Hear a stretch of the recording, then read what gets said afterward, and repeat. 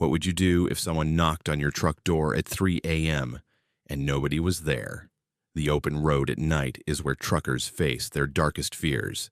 And tonight, I'm sharing 11 disturbing encounters from drivers who've seen things they can't explain. Names and details have been changed for privacy, but these stories, they're real. Whether you believe in the paranormal or not, these experiences will make you think twice about what happens on America's loneliest roads after dark. Where are you watching from, and what time is it right now? Drop it in the comments. If these stories keep you up tonight, subscribe to Bleak Fears for more true horror, because the scariest stories are the ones that actually happened. Romeo had been driving big rigs for 19 years, and in all that time, he'd developed habits that kept him sane on the endless stretches of American highway. One of those habits was parking in the back corners of rest stops, far away from the idling diesels and the overhead lights that flickered through the night. He was a light sleeper, always had been, and the isolation helped him grab whatever rest he could between hauls. On this particular run across Interstate 80 through Nebraska, exhaustion was setting in hard around 2:30 in the morning. The flat darkness of the prairie stretched endlessly on both sides of the highway, and the white lines had started blurring together in that dangerous way that every trucker knows means it's time to pull over before you become a statistic. The rest stop appeared like an oasis in the darkness, though calling it an oasis was generous. It was one of those bare-bones facilities that Nebraska specialized in. Just a couple of bathrooms, some vending machines, and a parking lot that could hold maybe 20 trucks if they squeezed in tight. Romeo pulled his Peterbilt into the farthest corner of the lot, backing into a space that faced the open prairie beyond the fence.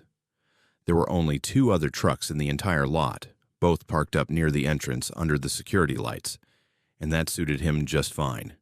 He killed the engine, and the sudden silence was profound, after hours of road noise and the constant rumble of the diesel. Through his windshield, he could see absolutely nothing but darkness where the prairie began. No towns nearby, no farmhouses with porch lights, nothing but the kind of black that only exists in the rural heartland when there's no moon. He set his phone alarm for 2 hours, figuring that would be enough to take the edge off his fatigue and still get him to his delivery in Omaha with time to spare. His logbook was current, his load was secure, and everything was by the book as always. Romeo prided himself on running a clean operation.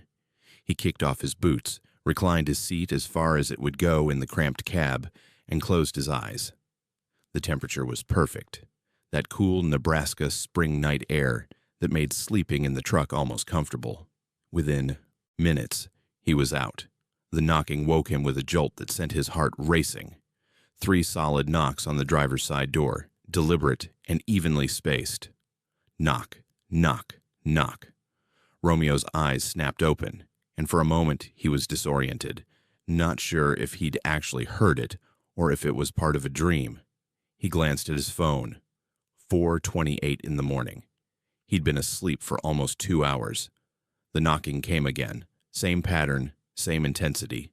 Knock, knock, knock. It was the courtesy knock, the universal trucker signal that something was wrong, that someone needed help or needed to warn you about something. Maybe a tire going flat, maybe DOT doing random inspections, maybe another driver noticing something wrong with your rig. Romeo sat up and looked out the driver's side window. Nothing. Nobody standing there. He could see clearly in the amber glow of the distant parking lot lights, and there was absolutely no one near his truck. The 2 rigs that had been parked near the entrance were gone now. He was completely alone in the lot. He rubbed his eyes, wondering if he'd imagined it, but the sound had been so clear, so distinct. 3 knocks, solid enough to wake him from a deep sleep. He checked his mirrors, scanned the entire area around his truck. Empty. The rest stop building was dark except for the bathroom area, and there were no cars, no people, nothing moving anywhere. Deciding it must have been his imagination, or maybe something settling in the truck's frame, Romeo lay back down. His heart was still pounding, but exhaustion pulled at him. He closed his eyes again, trying to recapture that sleep he desperately needed. He was just drifting off when it happened again. Knock, knock, knock. His eyes flew open. 4:36 according to his phone. Same 3 knocks, same door, same deliberate spacing. This time he was certain he hadn't imagined it. Someone or something had knocked on his door. He jumped up, unlocked the door, and pushed it open, leaning out to look around. The cold night air hit his face as he scanned the area. Nothing. Not a soul. Not even any fresh footprints in the dusty gravel beside his truck that he could see in the dim light. Romeo's skin began to prickle. He'd heard stories from other drivers over the years, the kind of stories you laugh off over coffee at a truck stop diner, but that don't seem so funny when you're alone in the dark. He climbed down from the cab, walked completely around his truck, checking every side. His trailer was locked tight. His tandems were fine. His tires were all properly inflated. There was no mechanical reason for any noise. There was no person anywhere near him. The rest stop remained completely deserted. He could see the bathroom entrance from where he stood, and nothing moved. The highway beyond the rest stop was empty too. No cars passing, no trucks pulling in, just silence and darkness, and the whisper of wind across the prairie. He climbed back into his cab and locked the door, suddenly very aware of how isolated he was. He reached for his CB radio, flipped it on, and keyed the mic. Nothing but static. He tried channel 19, the main trucker channel. Static. He tried the emergency channel. More static. That was odd. Even out here in the middle of nowhere, there was usually some chatter. Someone else out on the road, but tonight the CB was completely dead. He checked his phone. No signal. One bar flickered and disappeared. Of course, Nebraska had dead zones, but the timing felt wrong somehow. Romeo tried to settle back down, but sleep wouldn't come now. He was too wired, too aware of every small sound. The tick of his engine cooling, the creak of his suspension, the rustle of wind against the trailer. He lay there in the dark, eyes open, watching the clock on his phone. 4:41, 4:42, 4:43. At 4:46, the knocking came again. Knock, knock, knock. Same rhythm, same intensity, same door. He didn't even bother getting up this time. He just lay there, staring at the door, his heart hammering in his chest. Whatever was knocking, it wasn't human. He was certain of that now. No person could knock and disappear that completely, that consistently. The pattern continued.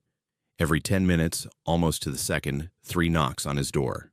4:56, 5:06, 5:16, 5:26. Romeo stopped trying to sleep.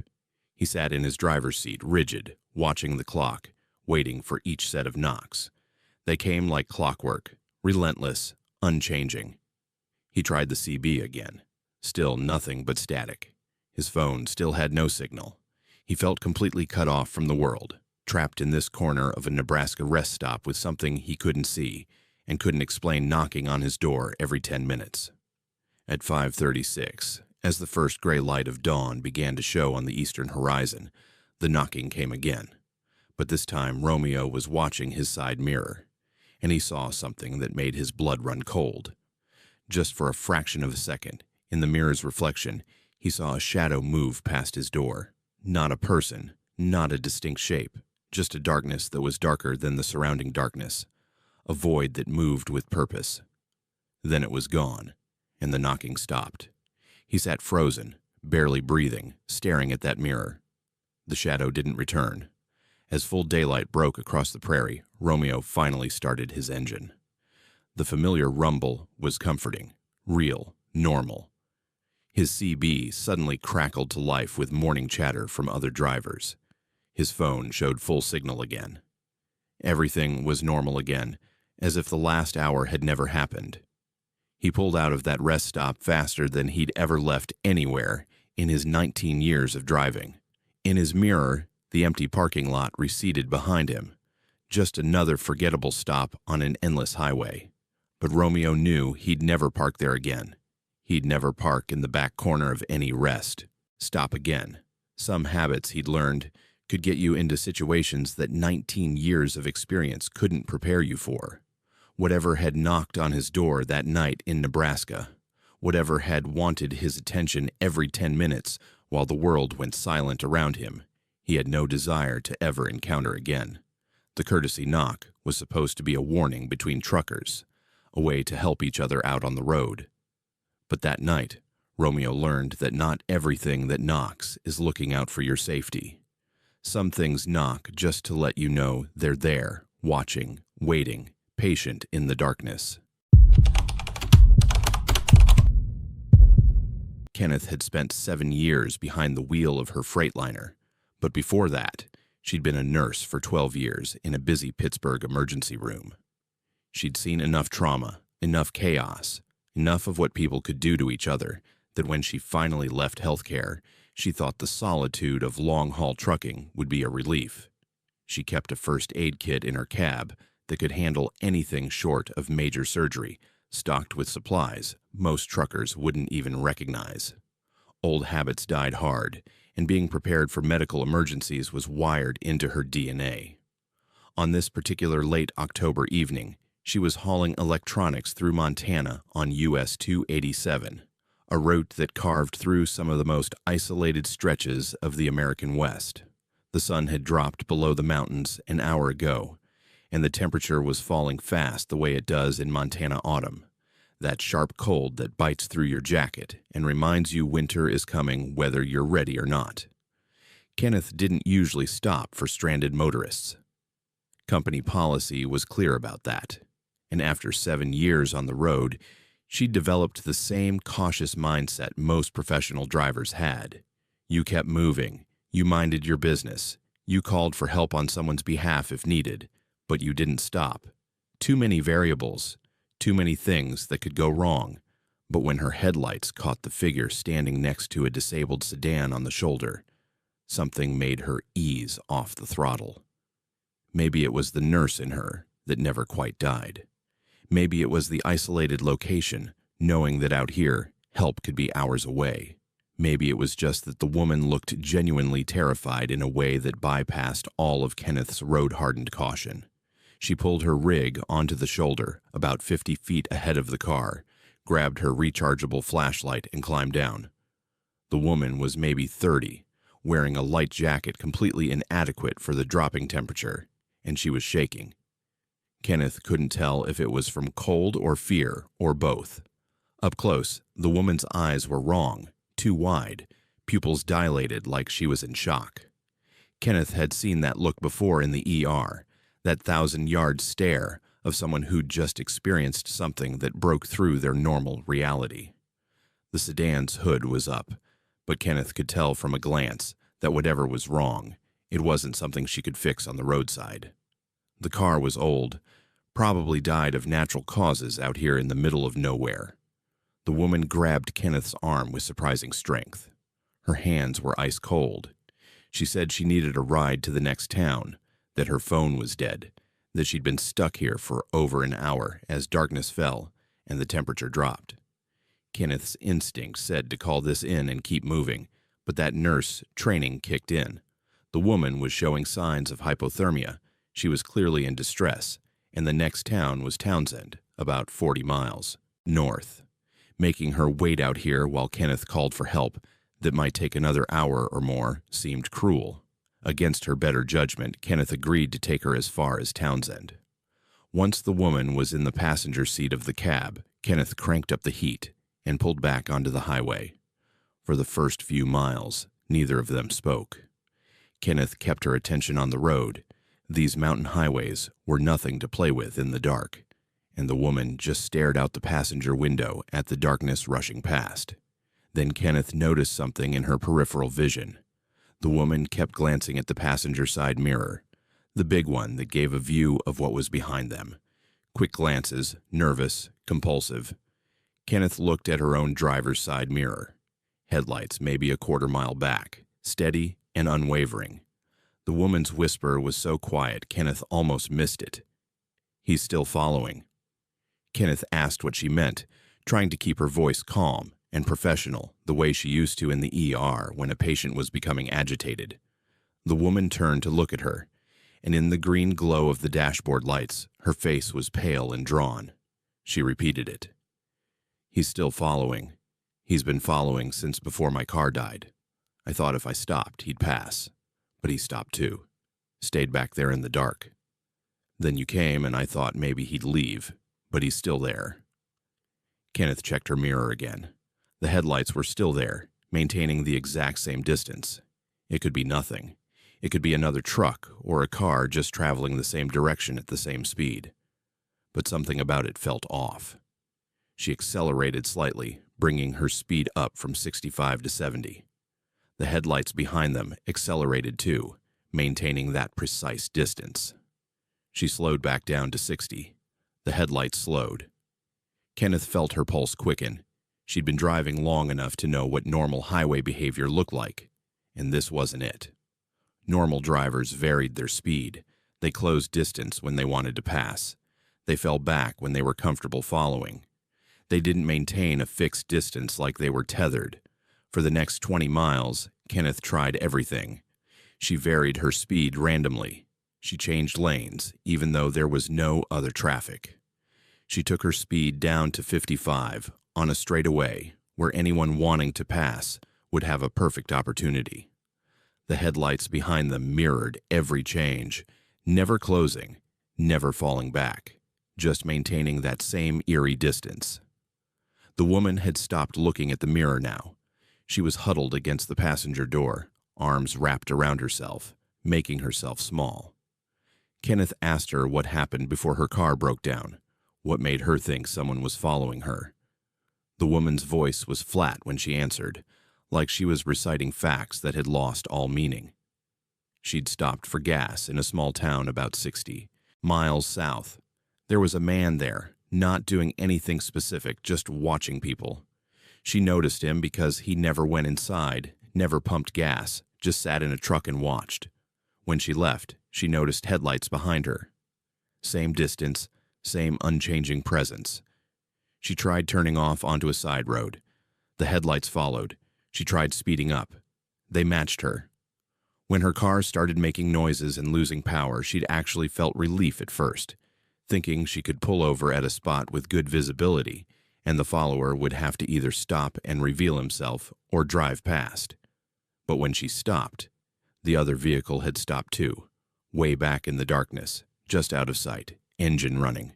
She'd sat in her dead car for over an hour, watching those distant lights in her rearview mirror before Kenneth had come along. Kenneth's mind raced through options. They were still 30 miles from Townsend. The highway was completely empty, except for them and whoever was behind them. No gas stations, no houses, no turnoffs that led anywhere, except deeper into Montana wilderness. Her CB radio was picking up nothing but occasional static bursts. Her phone showed one flickering bar of service. She thought about calling the highway patrol, but what would she tell them? Someone was driving behind her? That wasn't a crime. She had no proof of anything except a feeling and a scared woman's story. The headlights stayed there for mile after mile. Kenneth's hands were sweating on the steering wheel despite the cold night outside. She kept running through scenarios in her head, old ER training kicking in where you always thought 3 steps ahead, always had a backup plan. She couldn't outrun anyone in a loaded semi. She couldn't fight, not against an unknown threat. Her best option was to get to somewhere public, somewhere with witnesses and cameras and people who could help.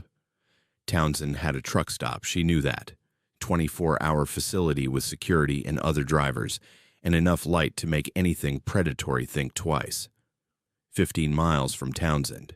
10 miles. The headlights never wavered. Kenneth found herself talking to the woman, asking her questions, keeping her engaged, the same technique she'd used with trauma patients to keep them from going into shock. The woman answered in monotone, giving details that made Kenneth's skin crawl. How the following vehicle never got close enough to identify. How it had stayed behind her for over an hour before her car died. How patient it had been, just waiting in the darkness. When the lights of Townsend finally appeared on the horizon, Kenneth felt a wave of relief so strong it almost made her dizzy. She took the exit faster than she should have, her trailer swaying slightly on the turn. The truck stop was right there, bright as day under sodium lights. Several other trucks parked in neat rows. She pulled in hard, parking directly in front of the main building where security cameras covered every angle. She told the woman to stay close, and they both jumped down from the cab. The headlights that had been following them took the same exit. Kenneth's heart hammered as she watched the vehicle approach the truck stop entrance. This was it. After 40 miles, she'd finally see who or what had been following them. The vehicle slowed as it approached the truck stop entrance, and Kenneth could make out that it was a pickup truck, dark-colored, maybe black or deep blue. It reached the entrance to the parking lot, paused there for a long moment, engine rumbling. Kenneth stood frozen. The woman pressed against her side. Then the pickup's brake lights went dark, and it accelerated away, turning back onto the highway heading south, back the way they'd come. Just like that, like it had never been there at all. Kenneth and the woman stood in the harsh light of the truck stop parking lot for a long moment, watching the pickup's taillights disappear into the Montana night. The woman was shaking again, harder this time. Kenneth guided her inside, bought her coffee and food, and called the highway patrol to report what had happened. They took the information, said they'd increase patrols on that stretch of highway, but Kenneth could hear in the dispatcher's voice that same doubt she'd had earlier. Someone driving behind you wasn't a crime. Turning around when you reached a truck stop wasn't evidence of anything. Kenneth bought the woman a bus ticket to wherever she needed to go and made sure she got on it safely. Then she climbed back into her cab and sat there for a long time before starting her engine. 7 years on the road, and she'd never felt genuinely afraid like that. Not of mechanical failure, or bad weather, or difficult customers. But that patient, predatory following, that refusal to close distance or reveal intention, that calculated stalking through 40 miles of empty Montana highway, that was a different kind of danger. She thought about all the times she'd driven through the night alone, all the empty stretches of highway she'd traveled without a second thought. How many times had someone been behind her, matching her speed, waiting for something? She'd never know. All she knew was that she'd been lucky tonight, and so had the woman she'd picked up. Whatever the person in that pickup had been planning, the simple act of not being alone had been enough to stop it. Kenneth finally started her engine and pulled back onto the highway, heading north to complete her delivery. But she checked her mirrors more often now, and she would for the rest of her driving career. Have you ever felt like someone was following you but couldn't prove it? What would you have done in Kenneth's situation? Drop your thoughts below. Jorge had been hauling freight across the American Southwest for 23 years, and he'd developed a rhythm to the loneliness that came with the job. He was a Vietnam veteran, still kept military time out of habit, and peppered his CB radio conversations with old Army slang that made younger drivers ask what the hell he was talking about. At 62 years old, he'd seen enough of the world to not be surprised by much anymore. War had a way of recalibrating what you considered strange or frightening, but what happened on Interstate 40 through the Arizona desert during a midnight run in late September challenged even his seen-it-all perspective on reality. The stretch of I-40 between Flagstaff and Kingman was one of Jorge's regular routes, a ribbon of asphalt cutting through high desert that looked like the surface of Mars in daylight, and became an ocean of absolute darkness after sunset. He'd left Flagstaff at 2200 hours, right on schedule, hauling auto parts to a warehouse in Barstow. The night was clear, temperature dropping fast the way desert nights do, and his CB radio had been quiet for the last hour. That wasn't unusual out here.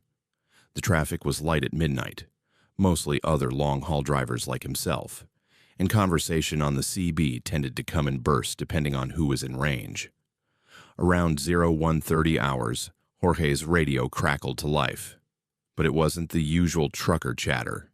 It was a woman's voice, calm and measured, speaking in a tone that reminded him of military radio communications. She was reading coordinates, latitude and longitude, precise to the second, followed by timestamps. Jorge had enough navigation experience from his Army days to recognize the format immediately. The coordinates were for locations somewhere in the southwest. He could tell that much from the numbers, but he had no idea why someone would be broadcasting them over CB Channel 19 at 1:30 in the morning in the middle of the Arizona desert. He listened for a few minutes, curiosity overriding his usual policy of minding his own business. The voice never paused, never acknowledged that anyone might be listening, just continued reading coordinates and timestamps in that same calm, almost mechanical tone. There was something unsettling about it, though Jorge couldn't put his finger on exactly what.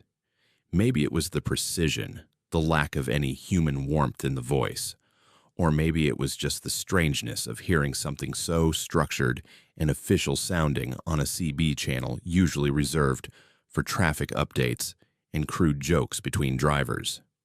Jorge grabbed the small notebook he kept in his door pocket, the one where he tracked fuel stops and mileage for his taxes, and started writing down some of the coordinates and timestamps. He wasn't sure why. Maybe old military instincts kicking in, the habit of gathering intelligence even when you didn't know if it would matter.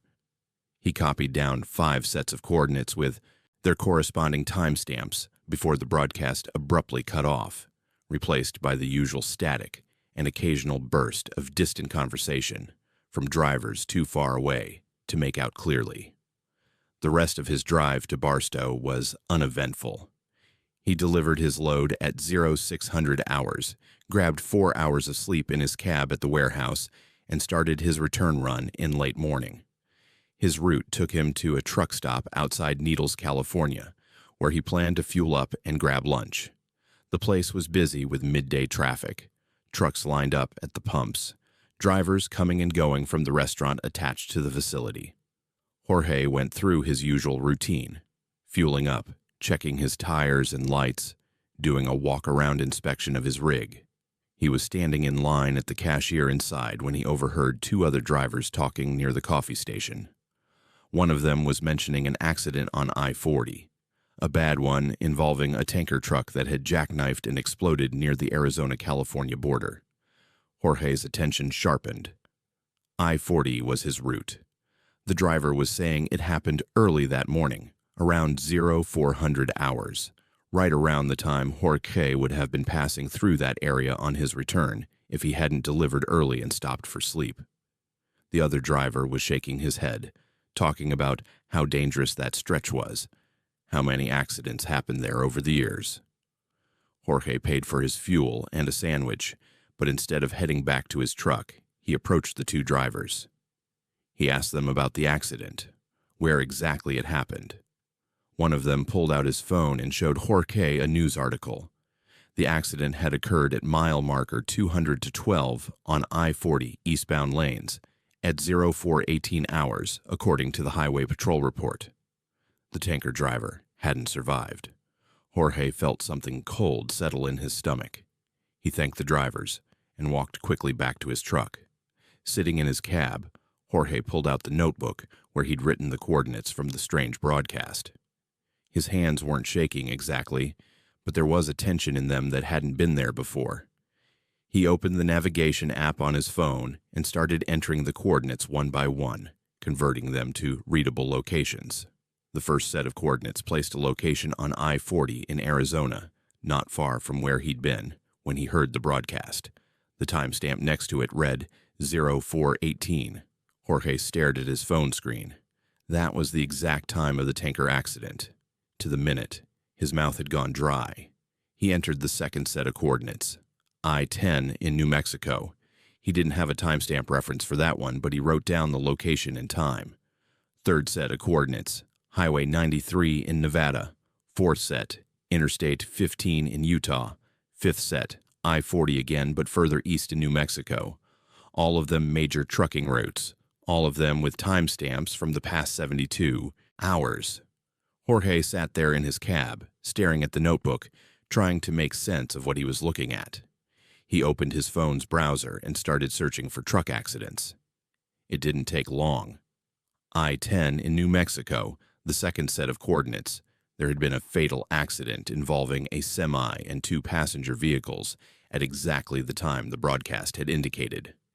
Highway 93 in Nevada, the third location, another truck accident, single vehicle. Driver survived but was critically injured, timestamp matched. Jorge stopped searching. He didn't need to check the other two. The pattern was clear and impossible, and terrifying in a way that his years of military service and decades of driving hadn't prepared him for. The woman's voice on his CB radio had been reading coordinates and timestamps of truck accidents. Not accidents that had already happened when he heard the broadcast, but accidents that were going to happen. Future accidents. The tanker explosion on I-40 had occurred almost 3 hours after Jorge heard the coordinates broadcast, which meant the voice had known it was going to happen before it did, had known all of them were going to happen. Jorge tried to rationalize it. Maybe it was a coincidence. Maybe he'd written down the coordinates wrong. Maybe the timestamps were off and he was making connections that weren't there. But he'd been navigating using coordinates since his Army days, and his handwriting was clear. The numbers didn't lie. 5 accidents, 5 sets of coordinates, 5 timestamps, all of them accurate. The broadcast had been a warning, or a prediction, or something else entirely that Jorge's rational mind couldn't categorize. He thought about the calmness of the voice, that mechanical precision in how she'd read the coordinates. No emotion, no urgency, just data being transmitted like a weather report or a traffic update. Who was she? How did she know? Was she still out there broadcasting on CB Channel 19, reading coordinates of accidents that hadn't happened yet to drivers who mostly wouldn't understand what they were hearing? Jorge started his engine but didn't pull out immediately. He sat there with his hands on the wheel, thinking about all the accidents he'd seen over 23 years of driving. The twisted metal, the emergency vehicles, the covered shapes being loaded into ambulances or worse. How many of those had been on someone's list before they happened? How many times had coordinates been broadcast into the night while drivers like him rolled past, unaware that the data being transmitted marked the location and time of someone's death? He thought about reporting it. Calling the highway patrol or the FBI or whoever handled weird, unexplained broadcasts that predicted fatal accidents. But what would he tell them? He'd heard a voice on his CB radio reading numbers, and some of those numbers happened to match accident locations. They'd think he was crazy or looking for attention. He had no recording of the broadcast, no proof except his handwritten notes and his own certainty that what he'd heard was real. Jorge pulled out of the truck stop and merged back onto the highway, heading east toward his next pickup in Albuquerque. He kept his CB radio on, volume turned up, listening more carefully than he ever had before.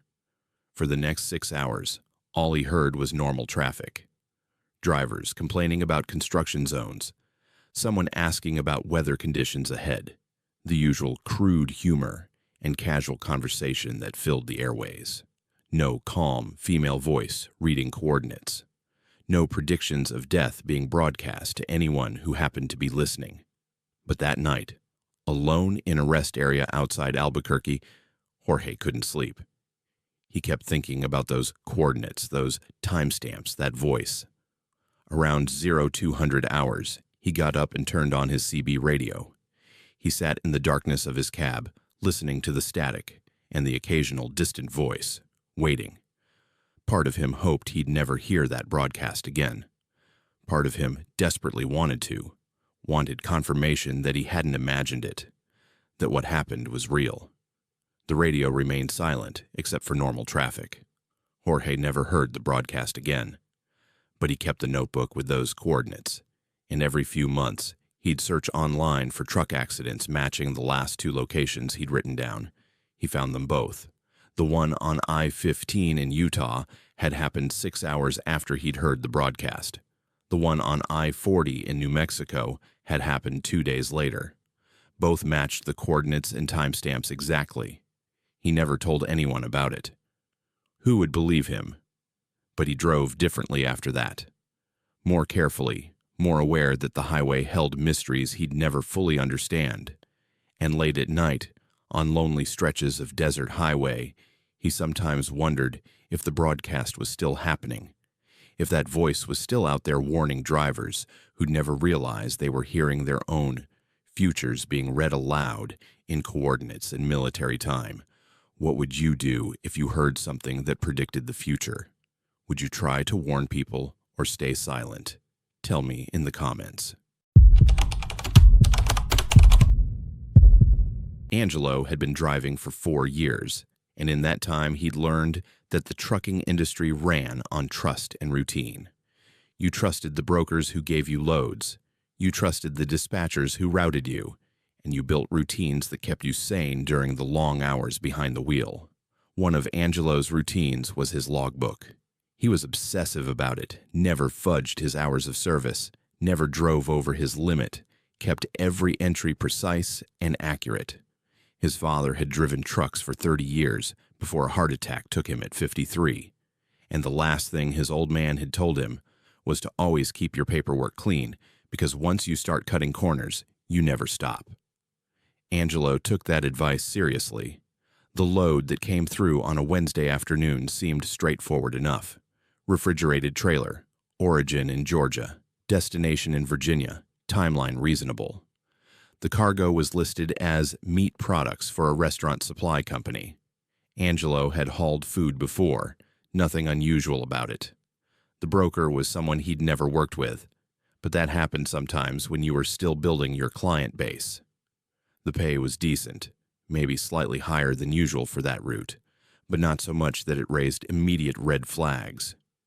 He hooked up the refrigerated trailer at a warehouse outside Macon, did his pre-trip inspection, checked that the cooling unit was running properly, and headed north on Interstate 95. The first few hours were normal. Traffic around Atlanta was predictably terrible. Then it cleared out as he pushed into South Carolina. The sun set somewhere around Florence, and Angelo settled into that rhythm of night driving where the world narrows down to your headlights and the white lines and whatever music or podcast you've got playing. He was making good time, staying exactly at the speed limit, monitoring his hours carefully in his logbook. Everything by the book, the way his father had taught him. The way station appeared around 11 at night, just past the North Carolina border. Angelo had been through dozens of way stations in his 4 years, and they were usually quick. Pull onto the scale, get your weight verified, maybe answer a few questions about your cargo and destination. Then you're on your way. But when the officer directing traffic waved him over to the inspection area instead of waving him through, Angelo felt the first small twist of unease in his gut. Random inspections happened, sure, but they were more common during daylight hours, and he'd just gone through a way station in South Carolina 2 hours ago without any issues. He pulled into the designated area and killed his engine. A different officer approached, clipboard in hand, and asked for his paperwork.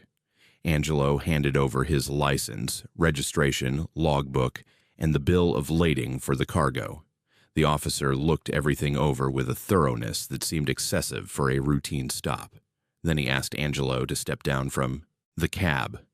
The officer's partner, a younger guy who'd been standing by the inspection building, walked toward the trailer.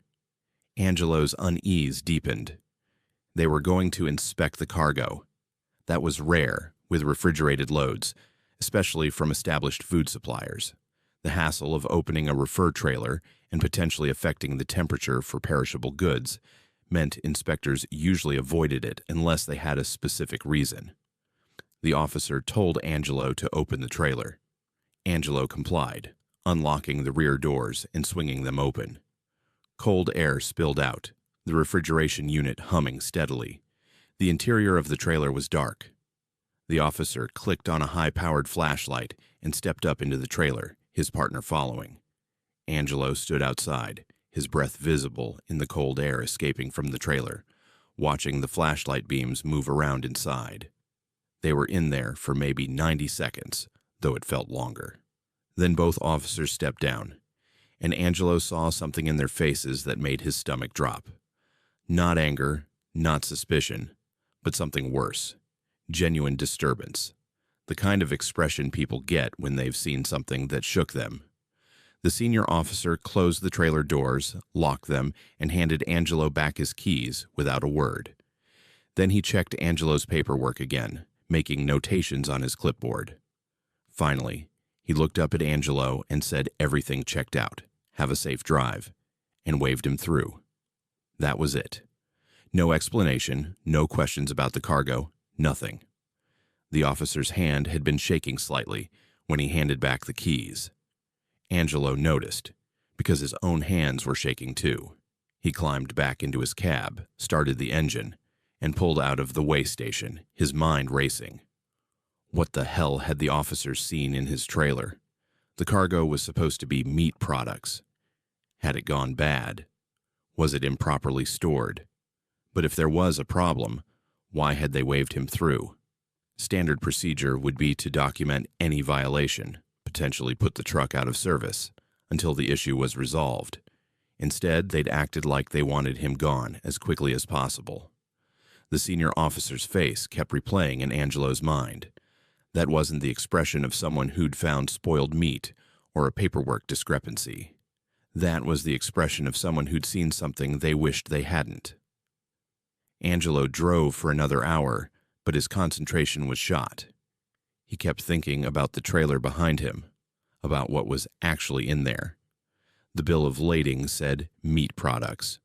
The temperature gauge showed the refrigeration unit was maintaining the correct temperature for frozen goods. Everything looked legitimate on paper, but that officer's face, that barely concealed horror, told a different story. Around 1 in the morning, Angelo pulled into a rest area. He sat in his cab with the engine idling, staring at his mirrors, at the dark shape of the trailer, behind him. He should open it and look. He needed to know what he was hauling. But another part of him, the part that had seen the officers shaking hands, didn't want to know. He pulled out his phone and called his dispatcher. No answer, which wasn't surprising at 1 in the morning. He left a message asking for clarification on the cargo, saying there had been an inspection, and he wanted to verify everything was in order. Then he sat there in the darkness of the rest area, listening to his refrigeration unit run, trying to decide what to do. 4 years of driving, 4 years of doing everything by the book, and now he was sitting in a rest area at 1 in the morning, afraid to look in his own trailer. His father's voice echoed in his head. Once you start cutting corners, you never stop. But Angelo hadn't cut any corners. He'd checked the paperwork, verified the load assignment, done everything right. So why did he feel like he'd crossed some line without meaning to? He tried to rationalize. Maybe the meat was from an exotic animal, something that looked disturbing but was perfectly legal. Maybe it was medical cadavers for research. Sometimes those got transported in refrigerated trucks.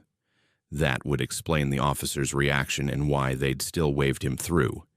It would be legal, but unsettling. Angelo grabbed his flashlight and climbed down from the cab. The rest area was nearly empty. Just one other truck parked far across the lot, and a couple of cars near the bathroom building. He walked to the back of his trailer, key in hand, and stood there for a long moment. The refrigeration unit hummed steadily. His breath made clouds in the cold night air. He unlocked the doors and pulled them open. The interior of the trailer was filled with hanging meat, exactly as the bill of lading stated. Sides of beef, pork, all hanging from hooks in professional butcher fashion, properly wrapped and stored. Angelo's flashlight beam moved across the cargo, finding nothing out of the ordinary. It was meat. Just meat. Exactly what it was supposed to be. He stood there in confusion, relief mixing with continued unease. What had the inspector seen that had shaken him so badly? This all looked completely normal. Angelo closed and locked the trailer, climbed back into his cab, and sat there trying to make sense of it. Maybe the inspector had been new, wasn't used to seeing hanging meat. Maybe it had been a personal thing, some kind of phobia or bad experience that had nothing to do with the cargo itself. He started driving again, pushing north toward Virginia, trying to put the way station encounter out of his mind. But he couldn't shake the feeling that something was wrong. The pieces didn't fit together. He'd looked at the cargo and seen nothing unusual. But the inspector's reaction had been too strong, too genuine to be explained by simple squeamishness about meat. Around 4 in the morning, exhaustion and paranoia combining, Angelo pulled over at a truck stop and tried his dispatcher again. This time someone answered, a night shift operator he didn't recognize. Angelo explained the situation, the way station inspection, the officer's strange reaction, his concern about the cargo. The operator put him on hold, came back 5 minutes later, and told him there was no record of this load in their system. The broker who'd arranged it, the pickup location, the delivery address, none of it was in their database. Angelo felt ice water in his veins. He asked the operator to check again. Same result. No record. The operator asked him where he was, suggested he park somewhere safe, and wait until the day shift came on to sort it out. Angelo agreed and hung up, but he didn't wait. He pulled up the delivery address on his phone, a warehouse in Petersburg, Virginia. The address existed, but when he switched to Street View on his map application, the building looked abandoned. Graffiti on the walls, broken windows, weeds growing through cracks in the parking lot. This wasn't a functioning restaurant supply company. This was a dead drop for something illegal. Angelo's mind raced through possibilities, none of them good. Drug smuggling using meat as cover, stolen goods, human trafficking. That last thought made him physically sick. What if the inspector hadn't been reacting to meat at all? What if there had been something else in that trailer? Something hidden among the hanging sides of beef that Angelo's quick inspection with a flashlight had missed. But no, the inspector had closed the doors and let him go. If there was something illegal, they would have arrested him on the spot. Unless the inspector was dirty, unless he was part of whatever operation this was and had just been checking to make sure the cargo was intact. Angelo pulled out of the truck stop and drove to a well-lit shopping center parking lot. He called the state police directly, explained the situation, told them about the suspicious broker, the missing records, the abandoned delivery address. They took his information, told him to stay where he was, and dispatched officers to his location. While he waited, sitting in his cab with his doors locked and his phone in his hand, Angelo thought about how quickly everything could go wrong. 4 years of doing everything right, keeping his logbook clean, following every rule, and somehow he'd gotten tangled up in something that felt dangerous in ways he couldn't fully understand. The police arrived 40 minutes later, 3 cars with lights flashing. They took his statement, examined his paperwork, and opened his trailer. Whatever they found or didn't find, they didn't tell Angelo. They confiscated the trailer and its cargo as evidence, gave him a receipt and a case number, and told him he'd be contacted. They assured him he wasn't under arrest or suspicion, that he appeared to be an unwitting participant in whatever this was, but they also told him to get a lawyer, just in case. Angelo drove home with an empty cab, no trailer, his mind replaying everything that had happened. The weigh station, the inspector's face, the meat hanging in the trailer that might have been just meat or might have been something worse. He never got a clear answer about what he'd actually been hauling that night. His dispatcher eventually told him the broker had disappeared. The company was a shell corporation. The trail went cold. The police closed their investigation without charges against anyone. Angelo's empty trailer was returned to him 6 months later, with no explanation. He kept driving, kept his logbook clean, did everything by the book like his father had taught him. But he never took a load from an unknown broker again. And late at night, when he passed weigh stations, he sometimes wondered how many other drivers were hauling cargo they didn't really understand. How many times people like him were used by people who knew exactly what they were doing. Have you ever taken a job that felt wrong, but you couldn't explain why? Drop your answer below. Remington had been driving for 14 years, and in all that time she'd learned to trust her instincts about routes and roads. She ran a regular circuit through Nevada, mostly hauling electronics and consumer goods along US 50, the highway famously nicknamed the loneliest road in America. The name wasn't marketing exaggeration. Between Ely and Fallon, there were stretches where you could drive for an hour without seeing another vehicle, where the only signs of human existence were the asphalt beneath your wheels and the occasional abandoned building, slowly being reclaimed by the desert.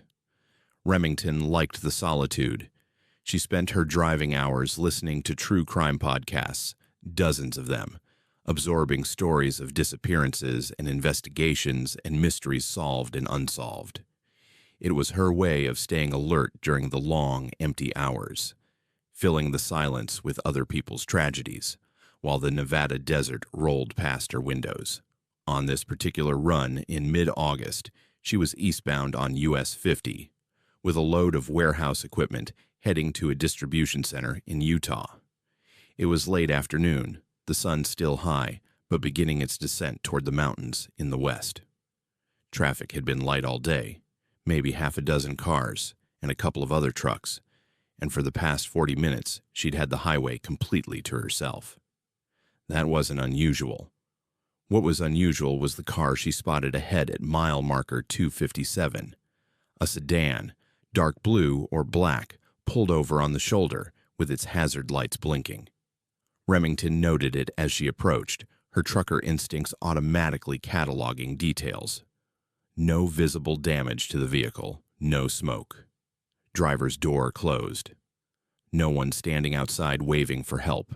She grabbed her CB radio and called it in, reporting the disabled vehicle's location to anyone who might be listening and asking if anyone had already contacted authorities. Static answered her. The CB had been quiet all day, which happened sometimes in these dead zones, where you could go miles without another truck in range. Remington passed the car doing 65, glancing at it in her mirrors. Still no sign of anyone inside or around it. She made a mental note to call the highway patrol when she got to the next town with cell service, then focused back on the road ahead. The podcast in her earbuds was discussing a missing persons case from the 1970s, a woman who'd vanished from a rest stop in similar isolated country. 10 minutes later, Remington glanced at her odometer and her mirrors simultaneously. Something was wrong. She was passing mile marker 257 again. Same marker, same placement, and ahead of her, on the shoulder, was the same dark sedan with its hazard lights blinking. She felt a cold sensation in her chest, that primal recognition that reality had just broken its rules. She knew she hadn't turned around. She'd been driving straight east on US 50 for hours.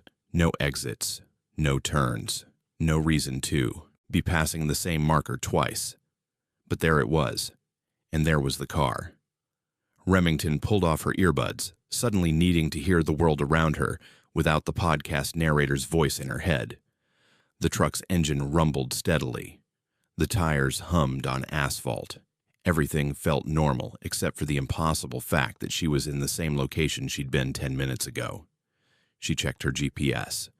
It showed her position as roughly 10 miles east of where mile marker 257 should be. But the physical marker outside her window said otherwise. She passed the sedan again, this time slowing down to really look at it.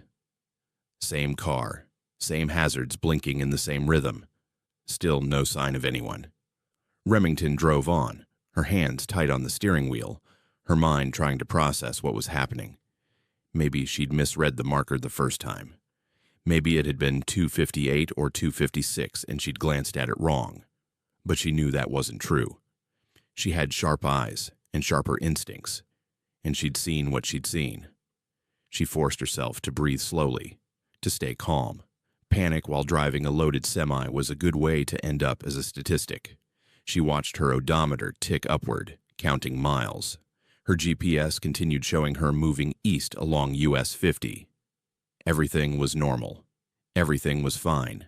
9 minutes later, she passed mile marker 257 for the third time. The sedan was there, hazards blinking, unchanged. This time, Remington pulled over ahead of it, stopping her rig on the shoulder about 100 yards past the car. She sat there with her engine idling, staring at her mirrors, at the sedan behind her. This wasn't possible. She'd been driving in a straight line on a straight road. She hadn't dozed off or spaced out. She was completely alert and aware, but somehow she was trapped in a loop, passing the same point on the highway over and over again like a scratched record, skipping back to the same groove. She thought about the true crime podcasts she'd been listening to for years, all those stories of people who vanished on lonely highways.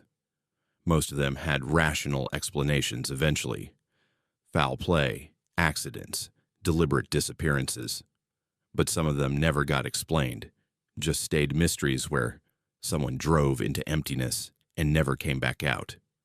Was that what was happening to her? Was she becoming one of those unsolved cases that would be discussed on someone else's podcast years from now? Remington grabbed her phone. No signal, which was typical for this stretch of US 50. She tried her CB radio again, calling out her location, her situation, asking if anyone could hear her. Static. She was completely cut off. She sat there trying to decide what to do. She could keep driving, see if the loop eventually broke, or if she'd just keep passing mile marker 257 forever until she ran out of fuel.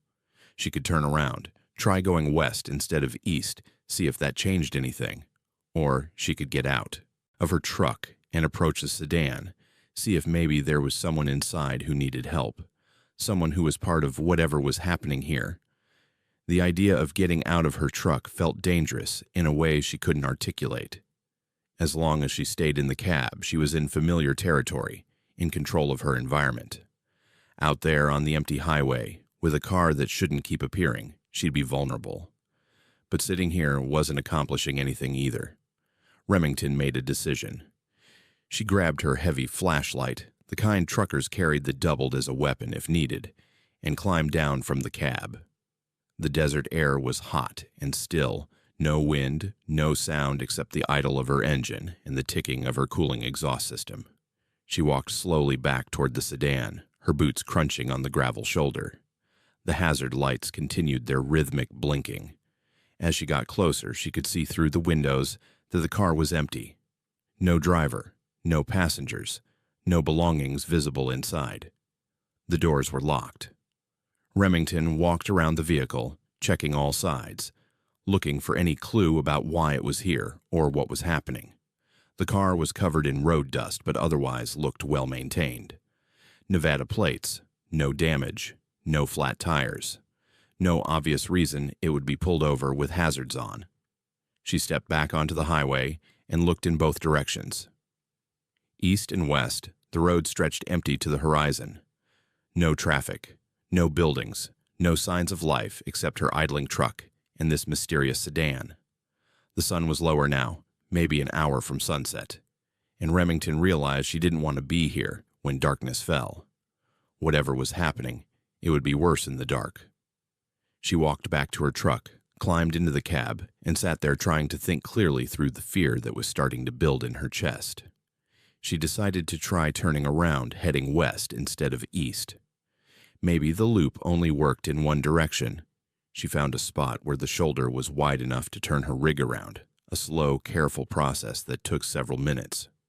Once she was facing west, she accelerated back up to highway speed and drove. She passed mile marker 257 with the sedan on the opposite shoulder now. She kept driving, counting time, watching her odometer. 10 minutes passed, then she crested a small rise, and her headlights caught the marker ahead. Mile marker 257. The sedan was there, on the shoulder, hazards blinking, but now she was approaching it from the west like she'd never turned around at all. Remington felt something close to panic now. She'd been in the loop for over an hour, passing the same point 5 times, and nothing she did changed it. The sun was definitely getting lower, shadows lengthening across the desert. She had maybe 30 minutes of good daylight left. She pulled over again, this time right next to the sedan, and killed her engine. The sudden silence was profound. She sat there breathing, thinking, trying to understand. Her GPS still showed her miles away from this location, still showed her making progress along US 50. But reality disagreed. Reality said she was stuck at mile marker 257 with a mysterious car and no way forward or back. Then she heard something that made her blood freeze. A voice, distant but clear in the desert silence, calling out. It sounded like it was coming from somewhere beyond the car, out in the open desert itself. Remington looked but saw nothing. The voice called again, still distant, still unclear, but definitely human. Someone was out there. She grabbed her flashlight and climbed down from the cab again. The voice called a third time, and now she could tell it was coming from the north side of the highway, out past a low ridge, maybe 200 yards into the desert. Every instinct told her not to go out there. Stay with the truck, stay on the road, wait for whatever this was to end. But that voice sounded desperate, sounded like someone in trouble, and Remington had spent 14 years listening to stories about people who needed help and didn't get it. She started walking toward the voice, her flashlight in her hand even though it was still daylight, her phone recording video even though she had no signal to send it anywhere. She just wanted some record of what was happening, some proof that she'd been here. She climbed the low ridge and stopped.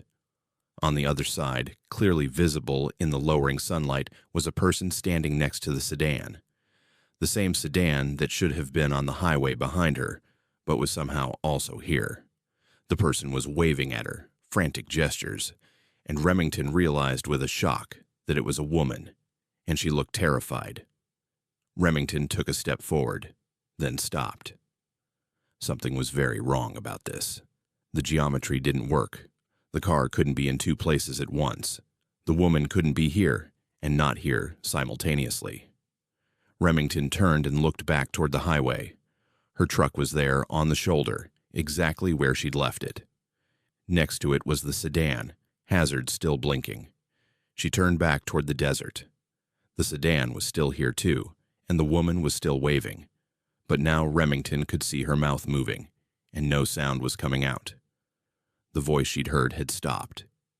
Everything was silent except for the wind that had suddenly picked up. Hot wind that smelled like dust and distance. Remington made the hardest decision of her life. She turned around and walked back to her truck.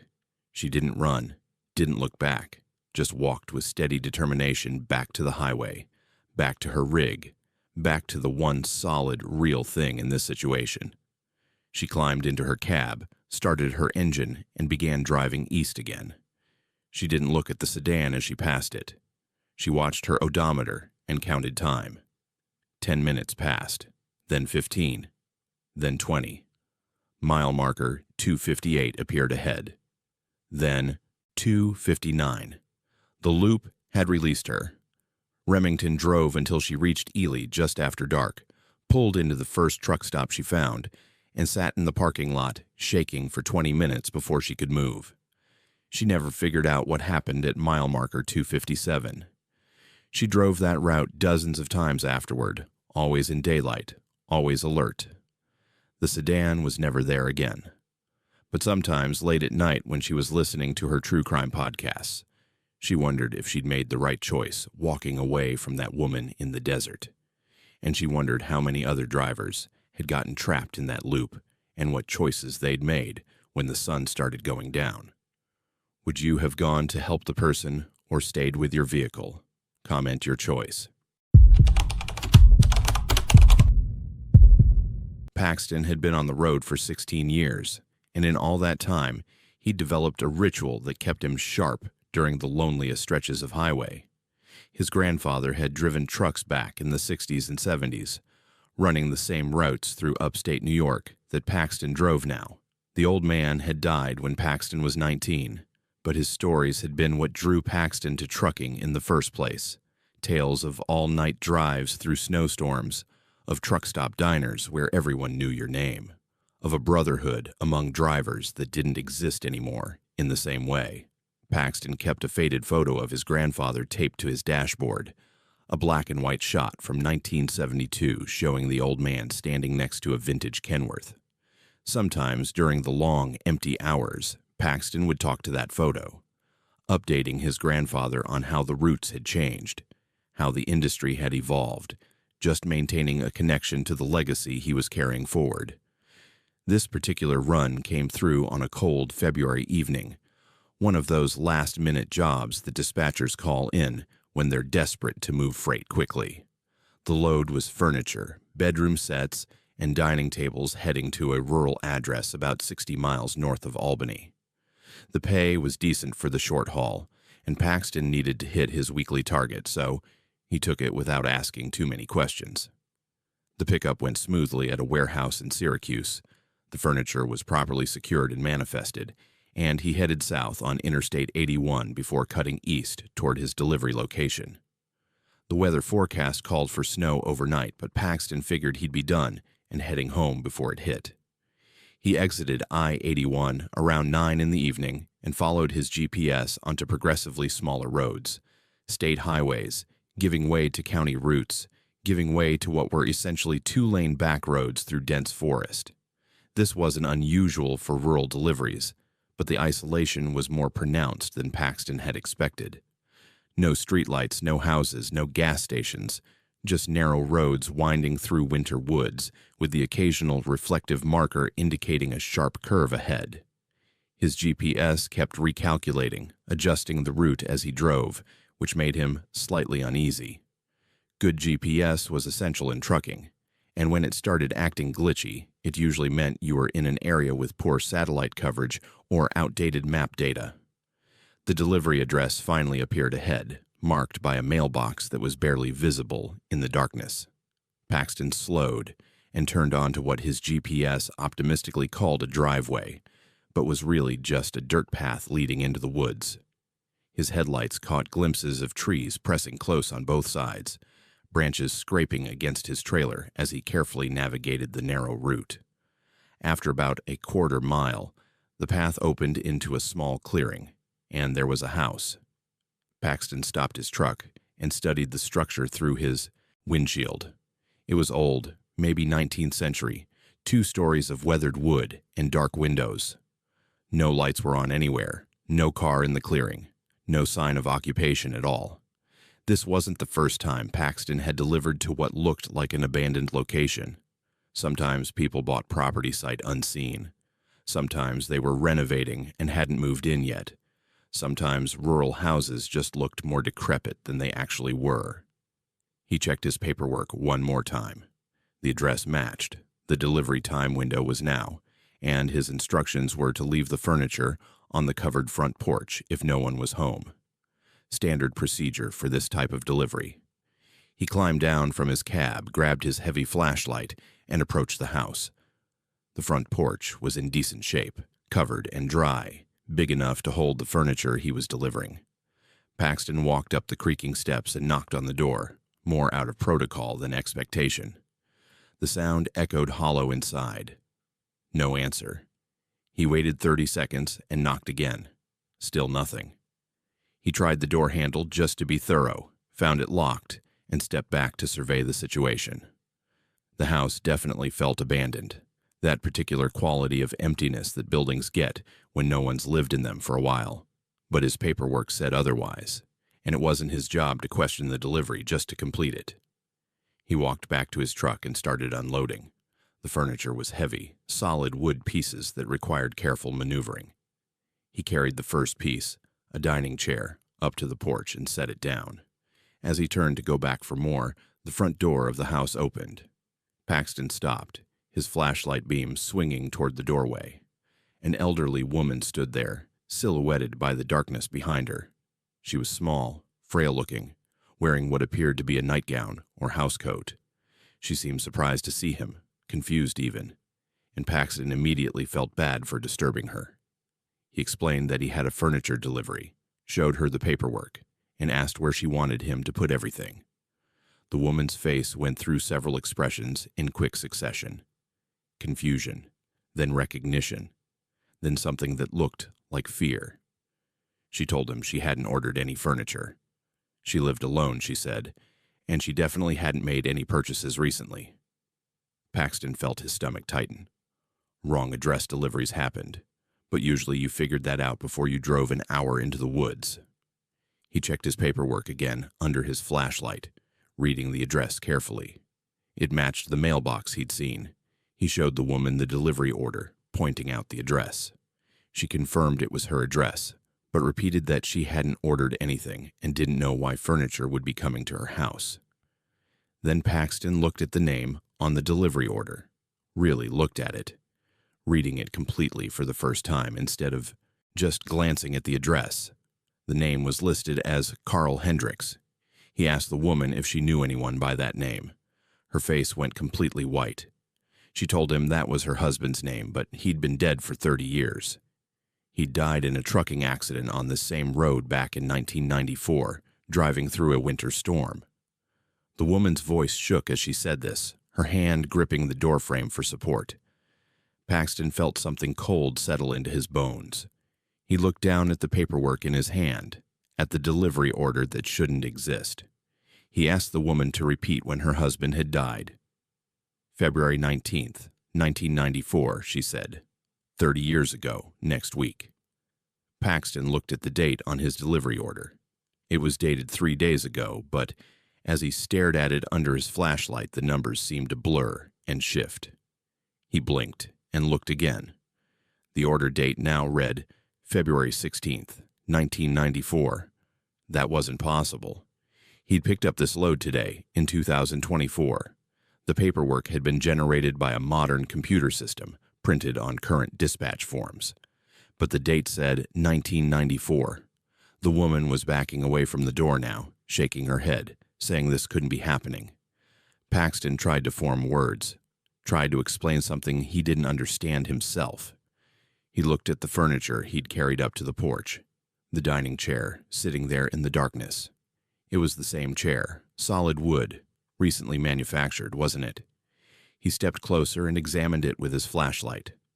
The wood looked different now, darker, worn in places like it had been used for years, like it was old.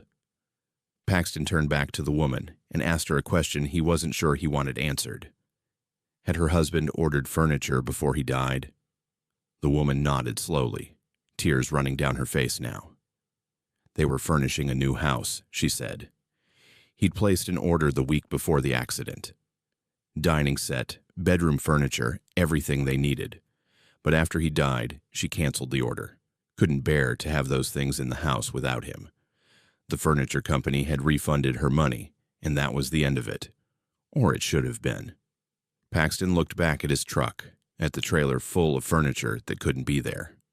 He thought about the route he'd taken, the GPS that kept recalculating, the narrow roads through dark woods that felt like they existed outside normal space. He thought about his grandfather's photo on the dashboard and all those stories about the strange things that happened on lonely highways late at night. His grandfather had told him once that the roads remember things, that sometimes deliveries don't arrive when they should, but the highway holds onto them until the time is right. Paxton had thought it was just an old man's tall tale, something to pass time during training runs when Paxton was learning the business. He told the woman he was sorry, that he didn't understand what was happening, but he didn't think he should complete this delivery. She nodded, still crying, and closed the door softly. Paxton stood on the porch for a long moment, looking at the furniture piece he'd unloaded. Then he picked it up, carried it back to his truck, and loaded it again. His hands were shaking. The temperature had dropped, and snow was starting to fall, small flakes drifting through his headlight beams as he secured the trailer and climbed back into his cab. He tried his phone, no signal. He tried his CB radio, static. His GPS showed a route back to the main highway, but Paxton didn't trust it anymore. He relied on instinct instead, retracing the path he'd taken in, following the narrow dirt road back through the woods until it met the paved county route.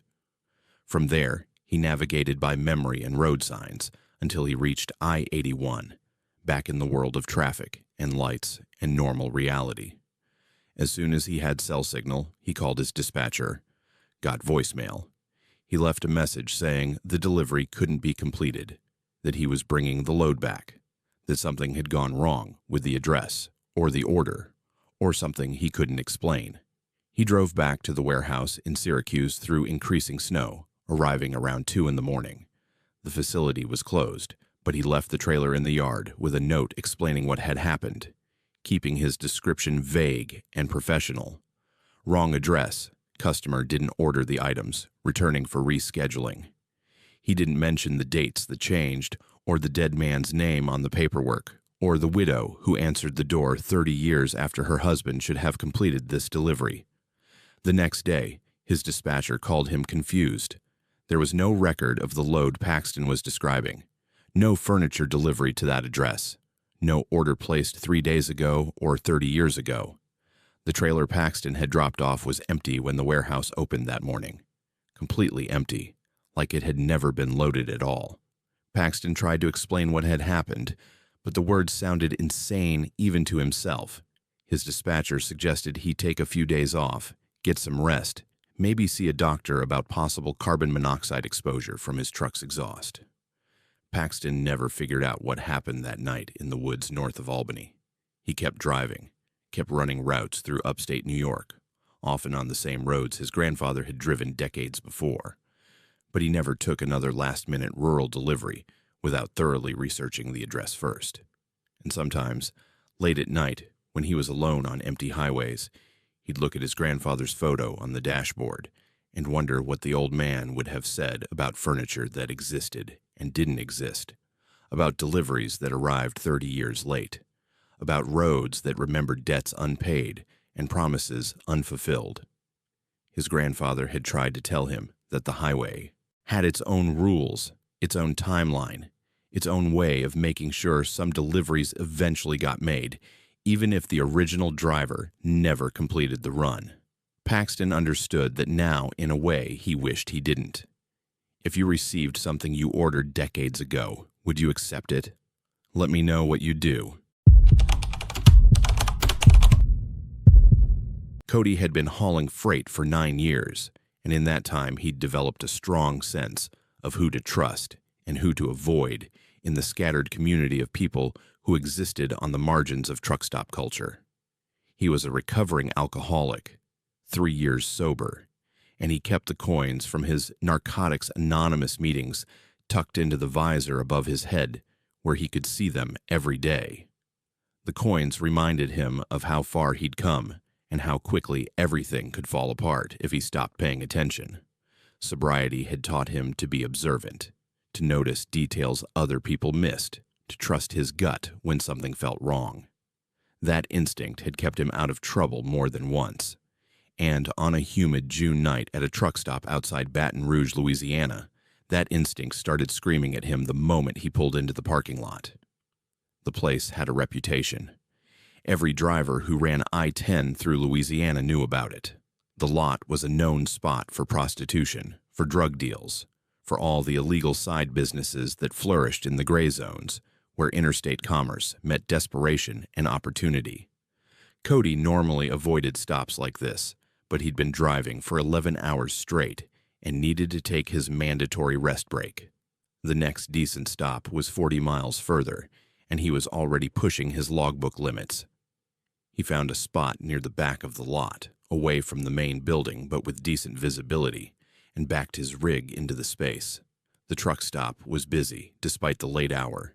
Maybe 20 other semis parked in various states of idling or shutdown, their running lights creating pools of red and amber in the darkness. Cody had just killed his engine and was preparing to set his alarm for his 8-hour break when someone knocked on his passenger door. He looked over and saw a woman standing there, young, maybe mid-20s, wearing clothes that made her profession obvious. She was gesturing for him to open the door or roll down the window. Cody had seen this dozens of times at sketchy truck stops. The usual script was she'd offer company. He'd decline. She'd move on to the next truck. Simple transaction, no drama. He cracked his window about 2 inches, just enough to be heard, and told her he wasn't interested. Thanks, but no thanks. The woman's demeanor changed immediately. The practiced sultry expression disappeared, replaced by something urgent and frightened. She leaned closer to his window and told him he shouldn't have seen her. Cody didn't understand what she meant. Seen her doing what? She was working the lot openly, knocking on truck doors in full view of anyone who cared to look. What was there to see? The woman glanced over her shoulder nervously, then back at him. She repeated it. He shouldn't have seen her. Now he had to leave. She wasn't asking, she was warning him. Her voice had real fear in it, the kind that cut through the performative aspect of whatever game she might be playing. Cody felt his instincts kick into high gear, that sober clarity that had replaced the alcohol fog he'd lived in for too many years. Something was very wrong here. He asked the woman what she was talking about, what he'd supposedly seen. She shook her head, backing away from his truck. "Just leave," she said. "Start your truck and get out of here right now. Don't stop, don't look back, just go."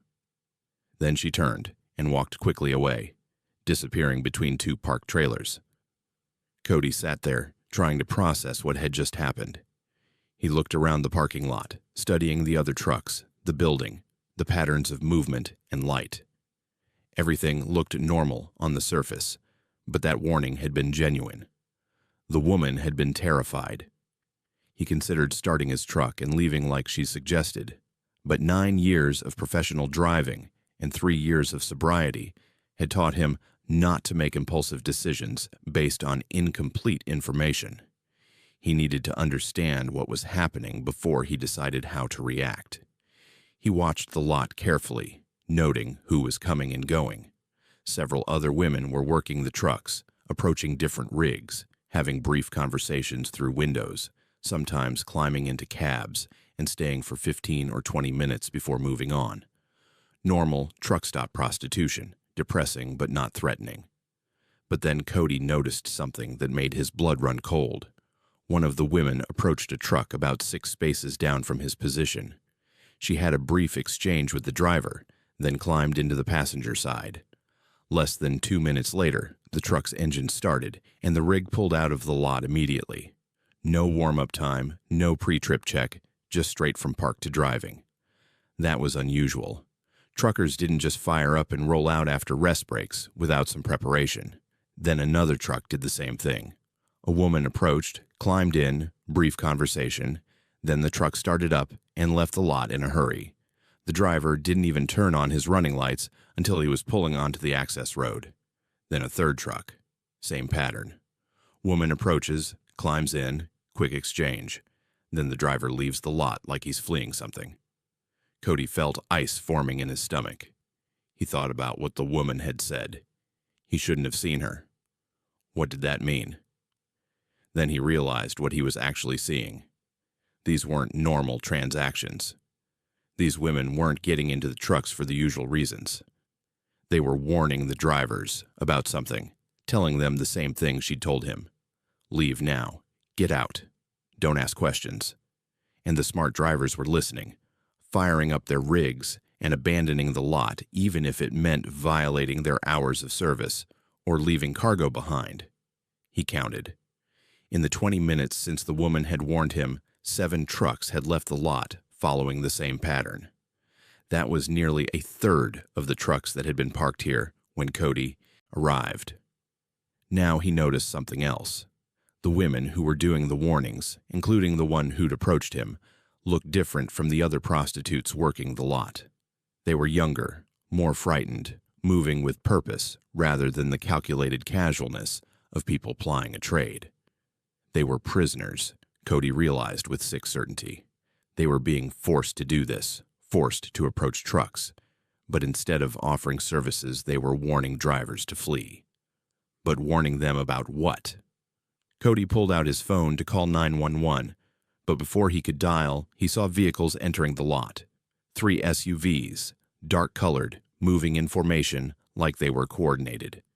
They didn't park in normal spots, but instead positioned themselves to block the main exits. Men got out, maybe a dozen of them, and they started moving through the lot systematically, going truck to truck. Cody's mouth went dry. This was a raid or a robbery or something worse. The woman who'd warned him had been trying to save him from this. He locked his doors and crouched low in his seat, watching through his mirrors as the men worked their way through the parked trucks. They were checking cargo, Cody realized. Opening trailers, inspecting contents, looking for something specific. When they found trucks that didn't interest them, they moved on. But when they found something they wanted, they'd break into the cab and hotwire the vehicle, driving it out of the lot with one of their own people behind the wheel. This wasn't random theft. This was an organized operation, and the truck stop was complicit. The building's security cameras were positioned to watch the fuel pumps, but not the parking lot. The lot's layout was designed to create blind spots. The women working the lot were forced to identify which drivers might resist or which trucks might contain valuable cargo worth stealing. The women who'd been warning drivers weren't part of the criminal operation. They were victims being forced to participate, but they were risking themselves to give warnings to as many drivers as possible. Cody thought about the woman who'd approached him, the fear in her eyes, the urgency in her voice. She'd been trying to save him and herself, creating chaos by getting drivers to leave before the raid started, reducing the number of targets and increasing the chance that someone would notice something was wrong and call for help. One of the men was approaching Cody's truck now.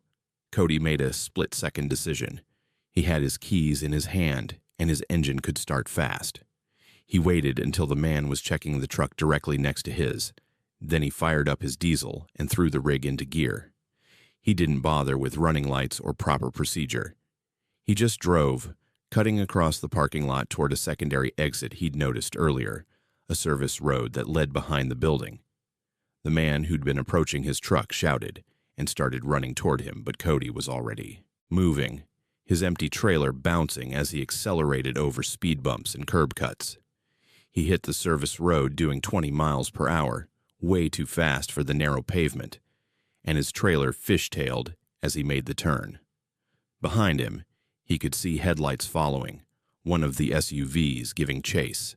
Cody pushed his truck harder than he'd ever pushed it, running stop signs and red lights as he navigated back streets trying to reach the interstate.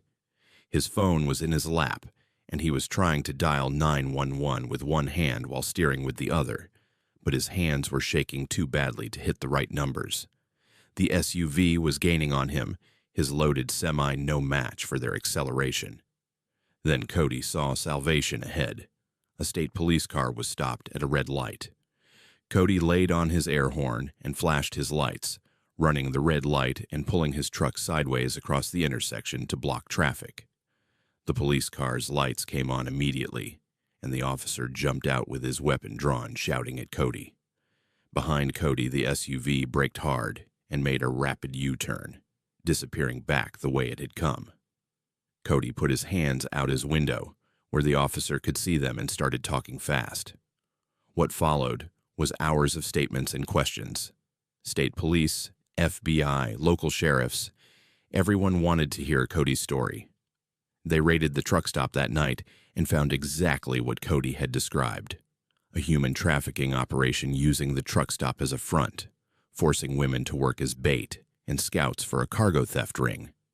The trucks that had been stolen were usually recovered within hours, their valuable cargo gone, the drivers left stranded or worse. The operation had been running for months, maybe longer, and Cody's escape and report had finally broken it open. They found 12 women being held against their will in a warehouse near the truck stop. The woman who'd warned Cody was among them. Cody gave his statement and his testimony and then tried to go back to driving, but he couldn't stop thinking about that night. How close he'd come to being another victim. How many drivers probably had been victims who never reported it out of fear or shame, or not understanding what had happened to them. He thought about the woman who'd risked everything to warn him, who'd looked at him through his truck window and decided to try to save him even though it put her in more danger. He'd been to enough NA meetings to know that sometimes saving someone else was the only way to save yourself, that doing the right thing in an impossible situation was its own kind of sobriety. 3 months later, Cody got a letter forwarded through the prosecutor's office. It was from the woman who'd warned him. She was in a protection program, getting help, trying to rebuild her life. She thanked him for listening to her warning, for calling the police, for giving testimony that helped convict the people who'd held her. She said most drivers had ignored her warnings or hadn't understood what she was trying to tell them.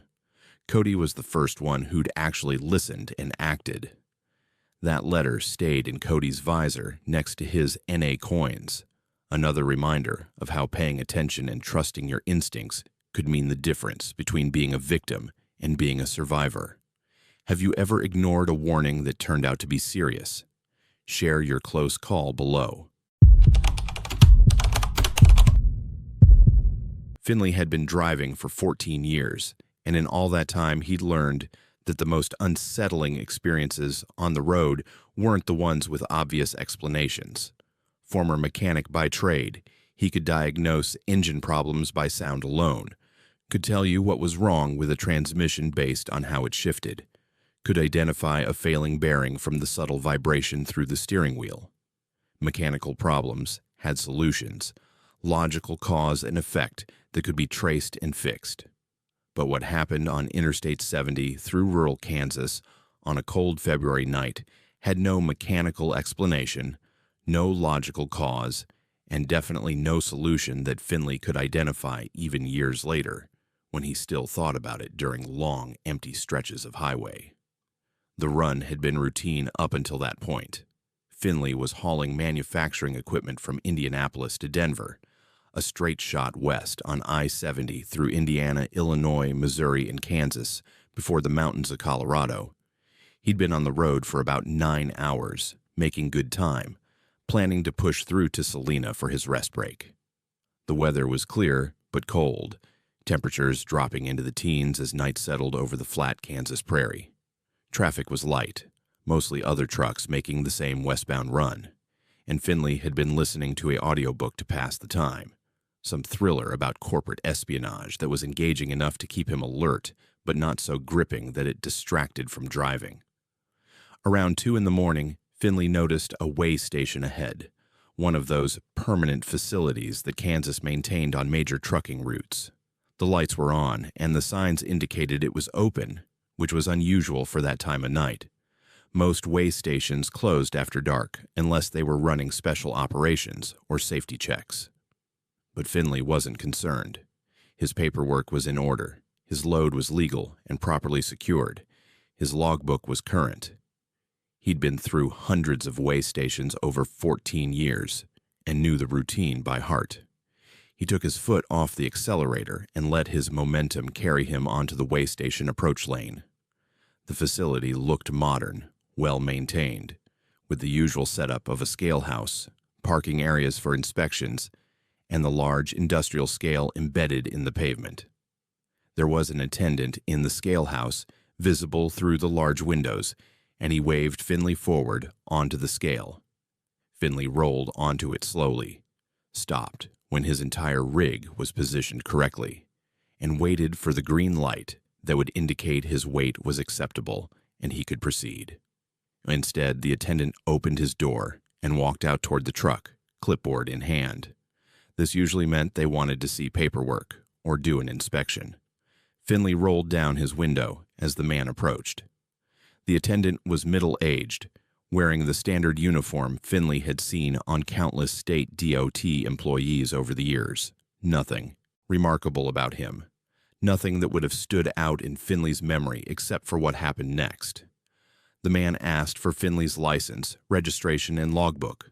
Standard request. Finley handed everything over, and the attendant studied the documents with unusual intensity, checking and rechecking details, making notes on his clipboard. Then he asked Finley to step down from the cab because they needed to do a full inspection of his vehicle and cargo. This was less common, but still within normal procedures. Random inspections happened, and arguing about them just made things worse. Finley climbed down and followed the attendant to the inspection area, a covered bay with bright overhead lights where they could examine the truck in detail. The inspection took longer than normal, almost 2 hours. The attendant went over every inch of Finley's rig, checking lights, brakes, tires, coupling mechanisms, examining the cargo securing straps, verifying the load manifest against the actual contents of the trailer. Finley stood by, answering questions when asked, providing documentation when requested, growing increasingly tired and frustrated but keeping his complaints to himself. The inspection was thorough to the point of being excessive, but everything checked out.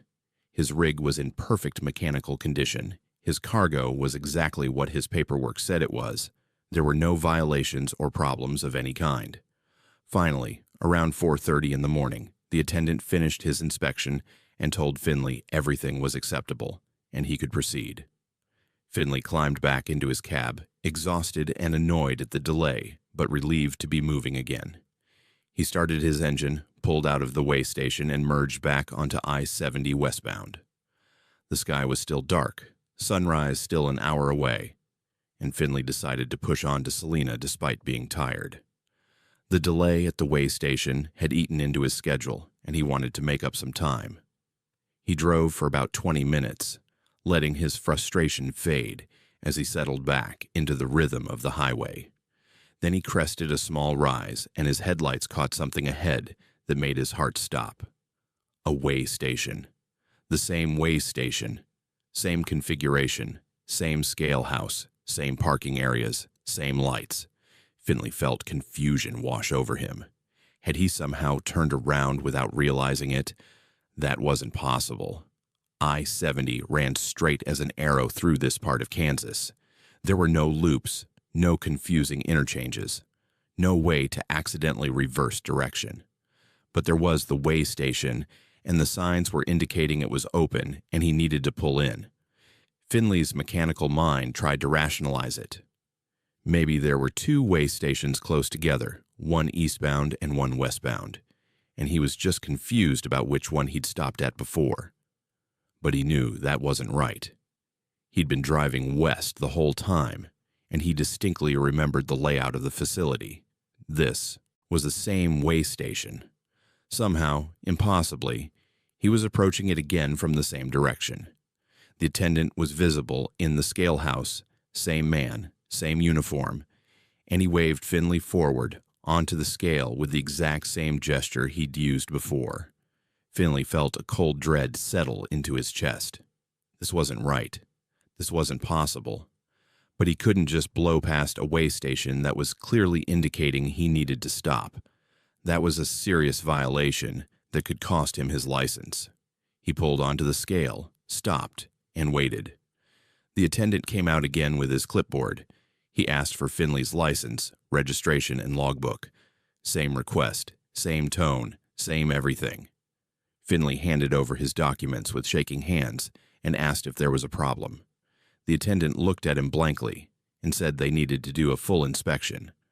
Finley tried to explain that they'd just done a full inspection, that he'd been here 2 hours ago, that everything had checked out fine. The attendant looked confused and said this was the first time Finley had come through the station tonight. Finley felt panic rising in his throat. He insisted he'd been here already, that the same attendant had inspected his entire rig just a few miles back. The attendant's expression never changed. He maintained that Finley had never been through this facility before tonight, and now they needed to conduct a standard inspection. Finley looked around the way station, at the scale house, and the inspection bay and the parking areas.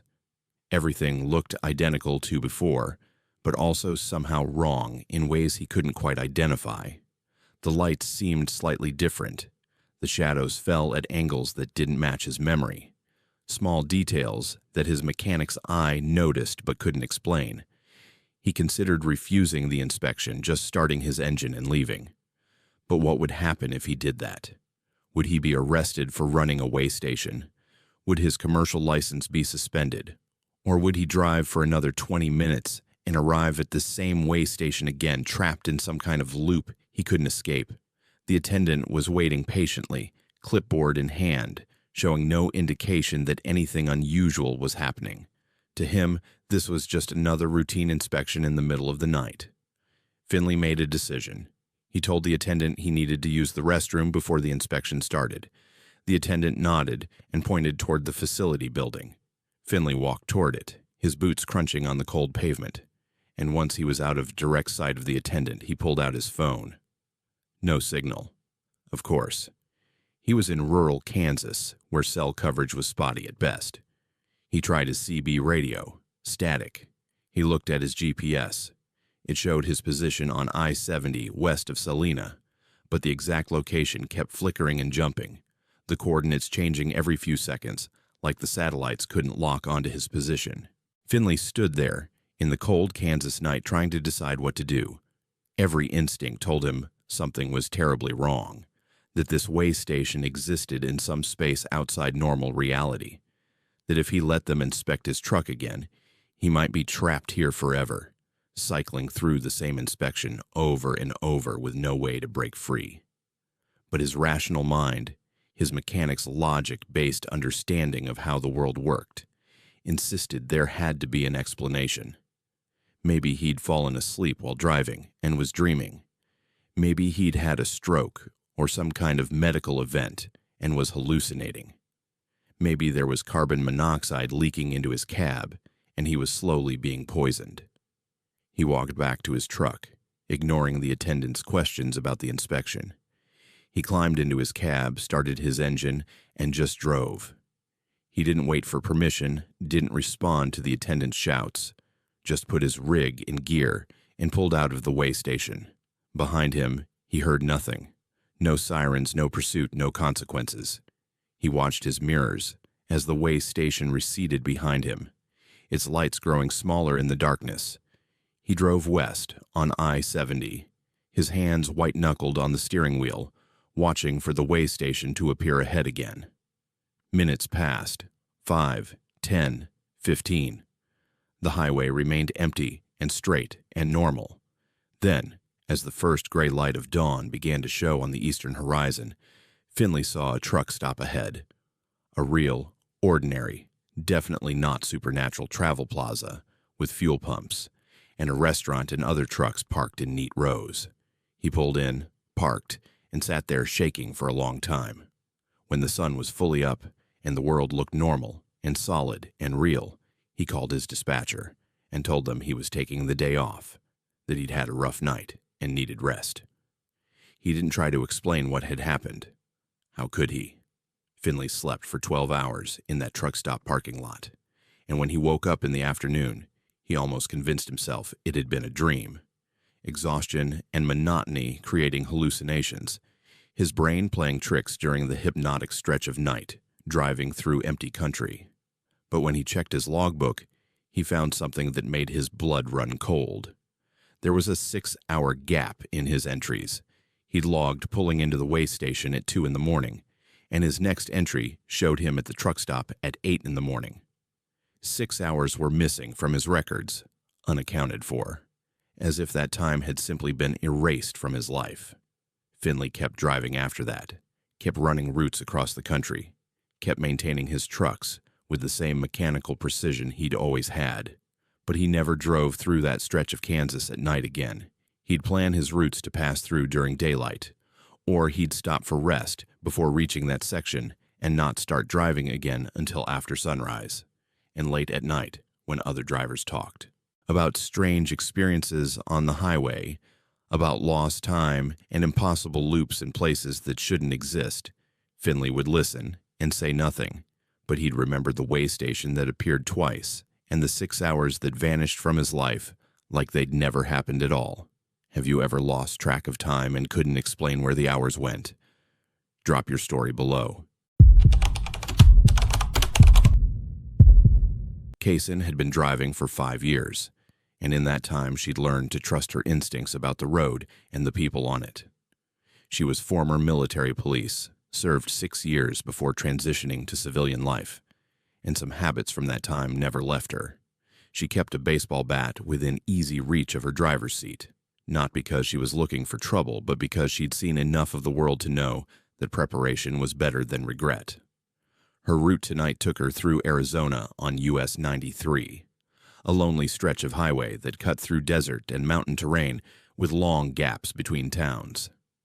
She was hauling electronics from Phoenix to Las Vegas, a run she'd done maybe 20 times before, and the October night was cool and clear, with stars so bright they looked artificial. Around 11 at night, Kaysen noticed headlights in her mirrors. Nothing unusual about that on a major highway, just another vehicle heading the same direction.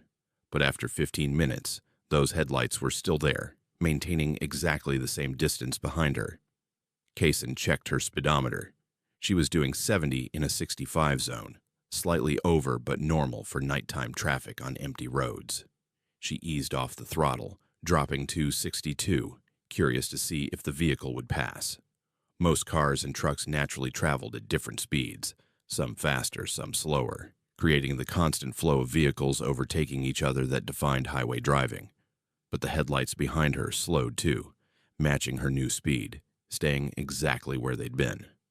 Kaysen felt her old training kick in, that situational awareness that military police developed through repetition and necessity. She started watching those headlights more carefully, noting their position, their brightness, their pattern. They were from a smaller vehicle, probably a pickup truck or SUV, not another semi. The distance between them remained constant, maybe a quarter mile, close enough to be visible but far enough to avoid seeming threatening. But the consistency was what bothered her. Normal drivers varied their speed unconsciously, sometimes closing distance, sometimes falling back, creating natural fluctuation. This vehicle was locked on, following her with mechanical precision. She accelerated to 75. The headlights accelerated too. She tried 60. Same result. She changed lanes even though there was no other traffic to avoid. The vehicle behind her changed lanes exactly 5 seconds later, mimicking her movement with deliberate delay. Kaysen felt cold certainty settle in her gut. Someone was following her, not coincidentally traveling the same route, but actually tracking her movements, staying with her no matter what she did. Her military police training ran through threat assessments automatically. Possible robbery, waiting for her to stop somewhere isolated. Possible carjacking, looking for an opportunity to force her off the road. Possible stalker, following for reasons she couldn't determine but that probably weren't good. She grabbed her CB radio and called out on Channel 19, asking if anyone else was seeing unusual traffic behavior on US 93 northbound. Static answered her. She tried again, giving her location, describing the situation. More static, with occasional bursts that might have been voices but were too broken to understand. She was in a dead zone, common enough in rural Arizona where radio signals had to fight through mountains and distance. Her phone showed 2 bars of signal. Weak, but maybe enough. She considered calling 911 but wasn't sure what she'd report. Someone was driving behind her. That wasn't a crime. She had no proof of malicious intent, just a feeling and a pattern of behavior that could be explained as coincidence. 30 minutes passed. 40. The headlights stayed there, unwavering like they were tethered to her truck. Kaysen's hands were tight on the steering wheel, her jaw clenched, adrenaline making her heart race even though nothing had actually happened yet. This was the worst kind of threat, the anticipatory kind where you knew something was wrong but couldn't act until it escalated. Her military training had prepared her for this, the patience required to wait for a threat to reveal itself while staying ready to respond. But that training had been in controlled environments with backup available. Out here, she was alone with hundreds of miles of empty desert around her. She started planning. The next town was Wickenburg, maybe 40 miles ahead. It had a 24-hour truck stop with security cameras and other drivers, and enough witnesses to make any attack risky. If she could make it there without the situation escalating, she'd have options. Call the police properly, get other people involved, force whoever was following her to either reveal themselves or back off. She checked her mirrors again. The headlights were still there, patient and persistent. Kaysen wondered who was driving that vehicle, what they wanted, whether they'd done this before to other drivers on empty roads. She thought about the baseball bat beside her seat. In the military police, they'd trained with batons for close-quarter situations, and the muscle memory never fully left. She could defend herself, if it came to that, but defending herself meant stopping, and stopping meant giving the follower what they wanted. Better to keep moving, keep distance, get to a populated area where the threat couldn't materialize. But what if they followed her all the way to Wickenburg? What if they were waiting for her next solo stretch after that? She could be dealing with someone who had infinite patience, who was willing to follow for hours or days until they found the perfect opportunity. 20 miles from Wickenburg, Kaysen made a decision. There was a rest area ahead. one of those minimal facilities that Arizona maintained with just bathrooms and parking. She'd stopped there before. During daylight hours, it had decent visibility, was set back from the highway with a long approach road, and most importantly, had an exit route that looped back onto the highway, heading the opposite direction. If she pulled in there and the follower followed, she could potentially reverse direction and force them to either reveal themselves or let her go. It was risky, but sitting passive while being hunted felt worse. She took the rest area exit, watching her mirrors. The headlights slowed but didn't follow her off the highway. They continued north on US 93, disappearing into the darkness ahead. Kaysen felt a wave of relief so strong it almost made her dizzy. False alarm. Coincidence. She'd been paranoid, letting her military training and natural caution turn ordinary traffic into an imagined threat. She pulled into the rest area parking lot, empty except for one car parked near the bathrooms, and stopped her truck. She sat there breathing, letting the adrenaline fade, feeling slightly foolish but also relieved. Then she saw a movement in her passenger mirror. The headlights were back, pulling into the rest area behind her, approaching slowly. They hadn't driven past. They'd killed their lights and followed her in darkness, waiting to see where she'd park. Kaysen's relief evaporated, replaced by cold tactical clarity. This was it. The follower had made their move. She grabbed her baseball bat, unlocked her doors so they wouldn't trap her inside, and watched as the vehicle pulled up beside her truck. It was a pickup, dark-colored, tinted windows, and it stopped parallel to her cab, driver's window to driver's window, close enough that Kaysen could have reached out and touched it if her window was down. For a long moment, nothing happened.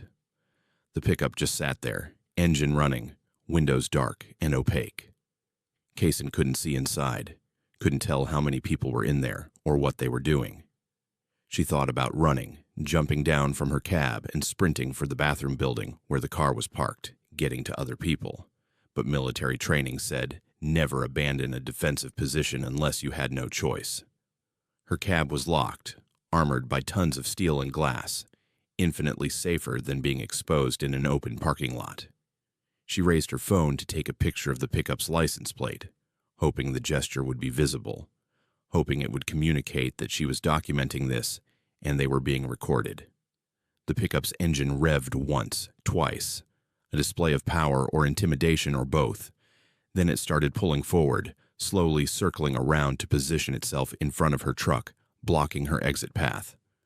Kaysen felt fear spike through her tactical calm. This wasn't random. This was planned, practiced, someone who knew how to trap a truck in a parking lot.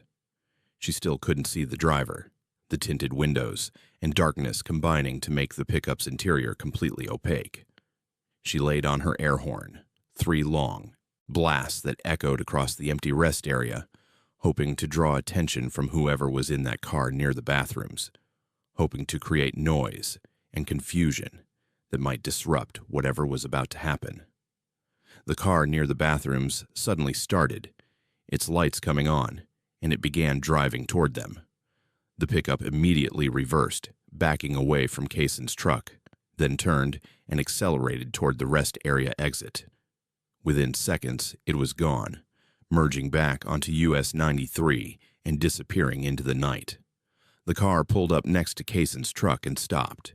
An elderly couple, late 60s or early 70s, the woman rolling down her window and asking if everything was okay, saying they'd heard the horn and got worried. Kaysen told them there'd been a suspicious vehicle, asked if they'd seen the pickup. They said they'd been sleeping in their car and hadn't seen anything until they heard the horn.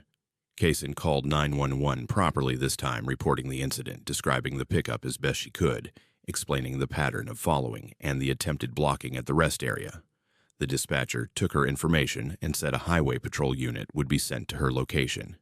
Kaysen and the elderly couple waited together, safety in numbers, until a patrol car arrived 30 minutes later. The officer took detailed statements, seemed to take the threat seriously, mentioned that there had been reports of truck hijackings on this stretch of highway recently. Organized crews that followed trucks carrying valuable cargo, waited for isolated stops, then used force to take the entire rig. Kayson's load of electronics would have been worth hundreds of thousands of dollars on the black market. The officer offered to escort Kayson to Wickenburg, and she accepted gratefully. They drove in convoy, the patrol car's lights flashing behind her, and Kayson finally felt safe enough to let her guard down slightly. When they reached the truck stop, the officer did a sweep of the parking lot before letting Kayson park, checked that other trucks were present and the facility was busy, gave her his card, and told her to call if anything else unusual happened. Kayson thanked him and climbed down from her cab on shaking legs, the delayed reaction finally hitting her. She went inside, bought coffee she didn't drink, sat in a booth watching the parking lot for an hour to make sure the pickup didn't return. Other truckers came and went, oblivious to how close she'd come to being another statistic, another hijacking victim, another driver who disappeared on a lonely road. When Kayson finally felt steady enough to continue, she completed her run to Las Vegas, delivered her load, and immediately called her dispatcher to report what had happened. The company implemented new protocols for solo drivers on that route, mandatory check-ins every hour, GPS tracking enabled at all times, instructions to never stop at isolated rest areas after dark. Kayson kept driving, kept running routes across the Southwest, but she never forgot the pickup that followed her for over 100 miles, waiting patiently for the perfect moment to strike. She thought about how close she'd come to giving them that moment, how her instinct to pull into the rest area had almost been exactly the wrong choice.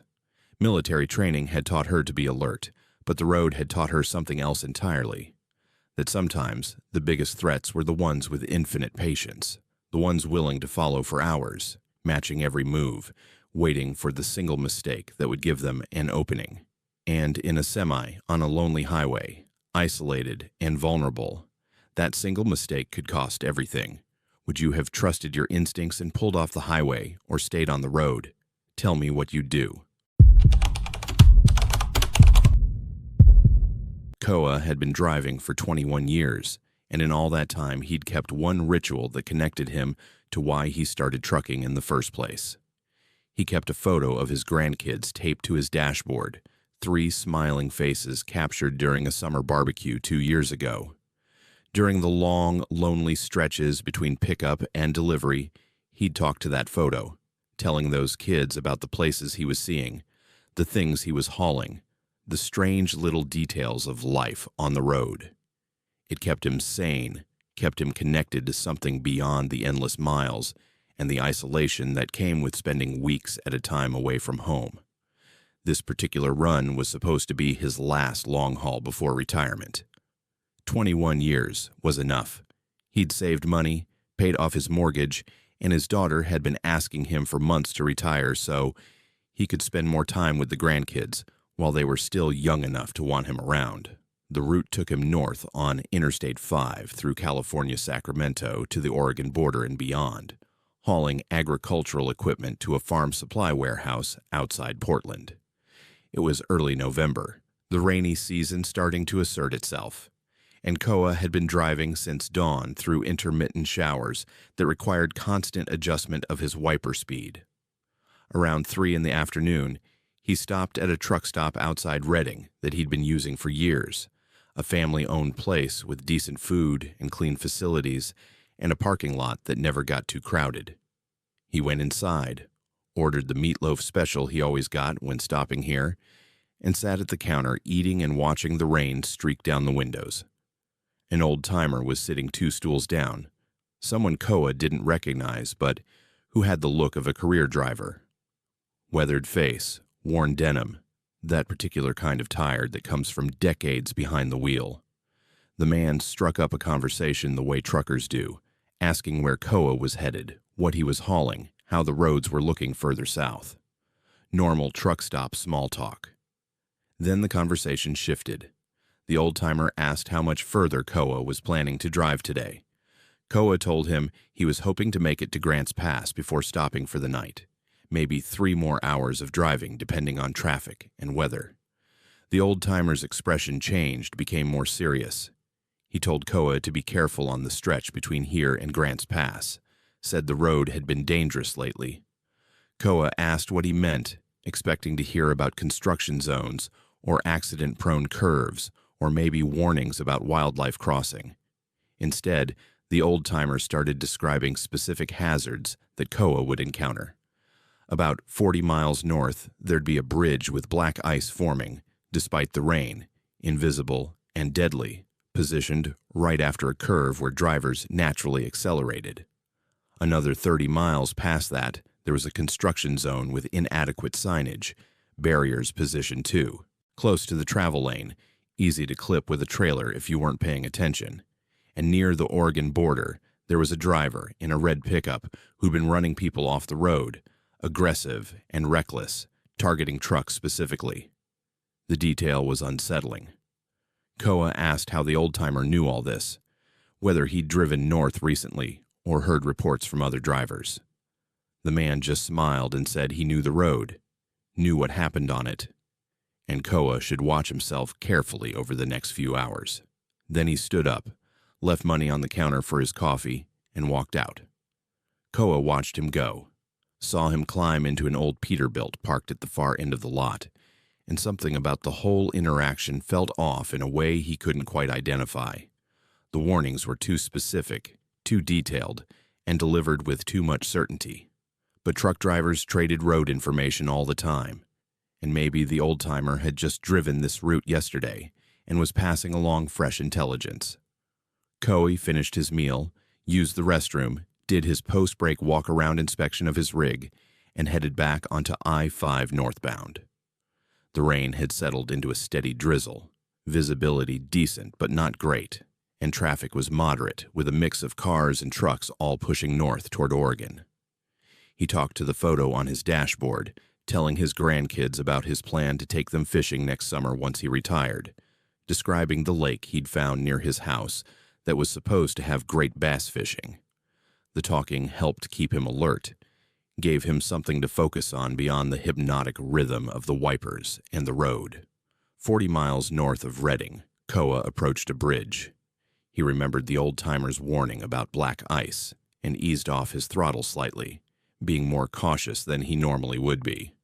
The bridge came right after a curve, exactly as described, and as Koa's truck entered it, he felt his drive wheels lose traction for a split second.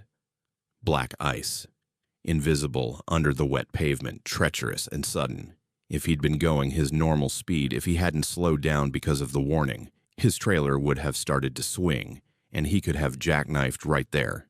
Instead, he maintained control, his wheels regained traction, and he crossed the bridge safely. His heart was pounding. The old-timer had been right. Exactly right. Down to the location and the type of hazard. Koa's mind raced as he continued north. That warning had probably just saved his life, or at least saved him from a serious accident. But how had the old-timer known? Black ice formation was unpredictable, dependent on temperature and moisture and a dozen other factors. You couldn't predict it days in advance with that kind of precision, unless the old-timer had driven this exact stretch just hours ago and encountered it himself. But even then, conditions changed constantly. Koa tried to rationalize it as experienced driver intuition, pattern, recognition based on decades of reading road conditions, but it felt like more than that. 30 miles later, the construction zone appeared. Orange barrels, reduced speed limit, barriers positioned exactly as the old-timer had described, dangerously close to the travel lane. Koa hugged the center line, giving himself maximum clearance, and sure enough, the barriers were close enough that his mirrors nearly brushed them. If he'd been driving carelessly, if he'd drifted even slightly right, he would have clipped those barriers and potentially caused serious damage to his trailer or worse. Another disaster avoided because of the warning. 2 for 2. The old-timer's predictions were coming true with impossible accuracy. Now, Koa was genuinely unnerved. He kept checking his mirrors, watching for the red pickup that was supposedly running trucks off the road near the Oregon border. Part of him hoped he wouldn't see it, that this third warning would turn out to be false, breaking the pattern and letting him dismiss the whole thing as lucky coincidence. But another part of him, the part that had kept him alive through 21 years of professional driving, knew he was going to see that red pickup. The old-timer hadn't been guessing or offering general advice. He'd been describing specific events that were going to happen to Koa on this particular drive. The Oregon border came and went, Koa now in a different state but on the same highway, the landscape changing from California valleys to Oregon forests. The rain had picked up again, harder now, reducing visibility and making the road surface gleam with reflected light. Koa was maybe 20 miles into Oregon when he saw it in his mirror. A red pickup, older model, primer spots visible on the fenders, coming up fast in the passing lane. Too fast for conditions, weaving slightly like the driver was either drunk or deliberately aggressive. Koa's stomach clenched. This was it. The third prediction coming true. The pickup pulled alongside Koa's truck, matching his speed for a moment, and Koa could see the driver now. Young guy, maybe late 20s, hostile expression visible even through the rain and distance. Then the pickup swerved right, directly into Koa's lane, forcing him toward the shoulder. Koa hit his brakes, his air brakes hissing as his truck slowed, and the pickup swerved back left then right again, playing with him, using the truck like a toy. Other vehicles on the highway scattered, cars pulling over or speeding up to get away from the dangerous situation unfolding. Koa kept his cool, years of experience guiding his responses. He didn't panic, didn't swerve hard, just maintained control and created space, letting the pickup have the road if that's what the driver wanted.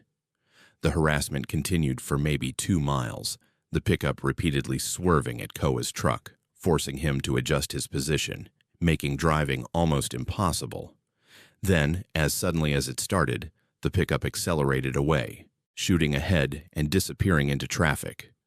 Koa was shaking, his hands tight on the wheel, adrenaline flooding his system. 3 for 3.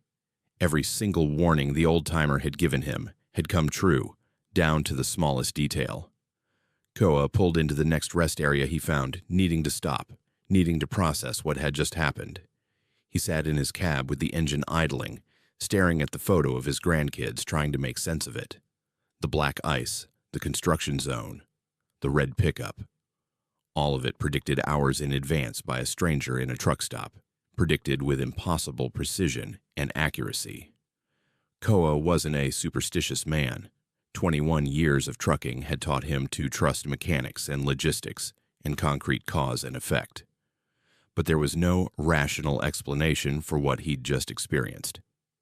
He thought about the old-timer, about the weathered face and the knowing smile, and the old Peterbilt parked at the far end of the lot.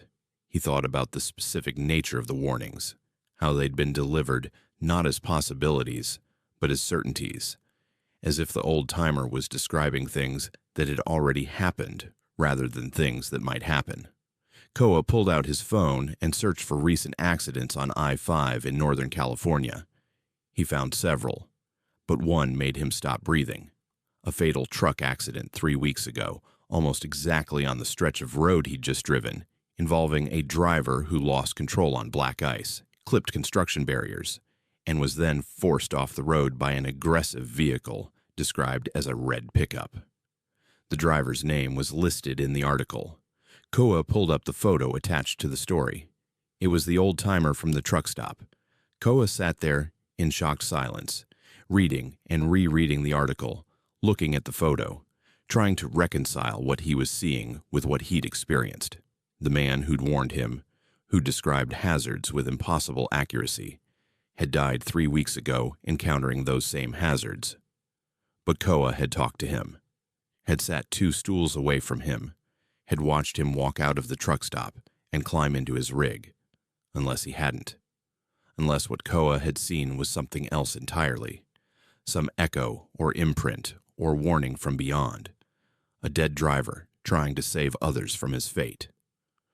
Koa drove the rest of the way to Portland in a daze, delivered his load, and immediately turned around to head home. He didn't want to stop, didn't want to risk encountering anything else he couldn't explain, just wanted to get back to his family and his grandkids and the normal world where things made sense. When he got home 2 days later, he told his daughter he was done. This had been his last long haul, just as planned, but now for different reasons than he'd imagined. 21 years on the road had shown him a lot of things, but nothing had prepared him for being saved by someone who wasn't there. He kept the photo of his grandkids, but he also kept the newspaper article about the old-timer, a reminder that the road held mysteries beyond mechanical failure and traffic patterns.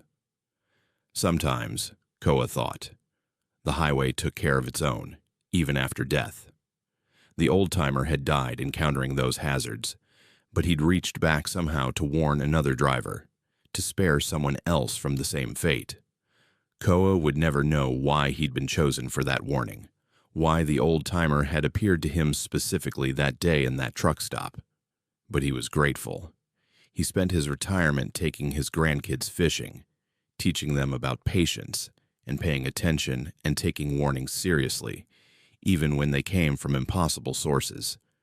If someone warned you about danger, but you later found out they couldn't have known, would you believe them? Share your thoughts.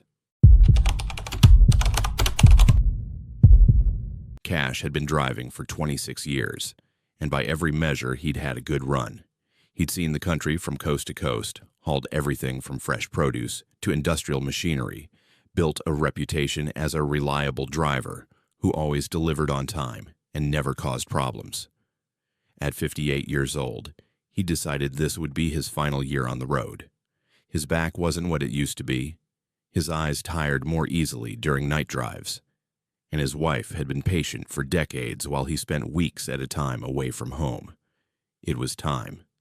This run from Seattle to San Diego, hauling computer components for a tech company, was supposed to be one of his last jobs before he started transitioning to local routes and then full retirement. The drive down Interstate 5 through Washington and Oregon had been uneventful, exactly the kind of smooth run that Cash appreciated at this stage of his career.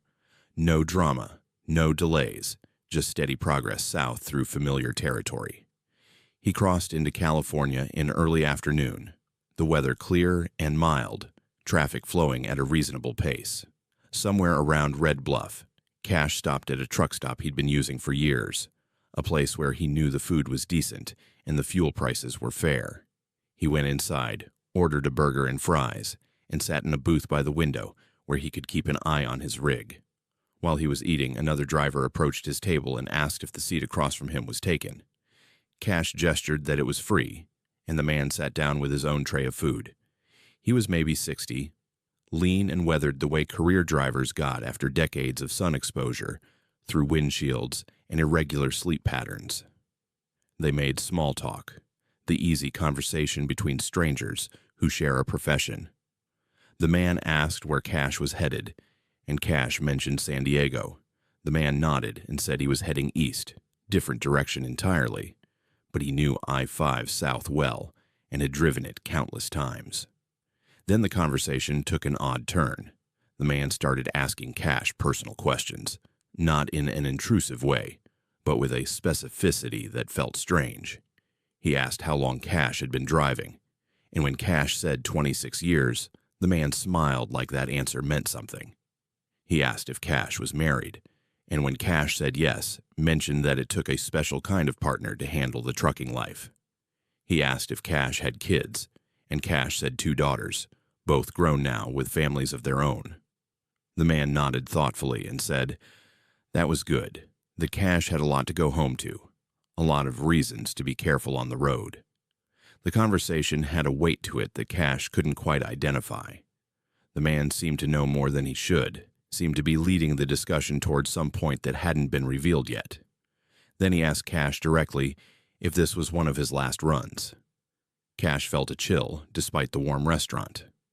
He hadn't mentioned retirement, hadn't said anything about planning to quit, but the man was looking at him with an expression that was knowing and sad at the same time. Cash admitted that, yes, he was planning to retire soon, maybe by the end of the year. The man said that was wise, that knowing when to stop was important, that too many drivers pushed too hard for too long and paid the price.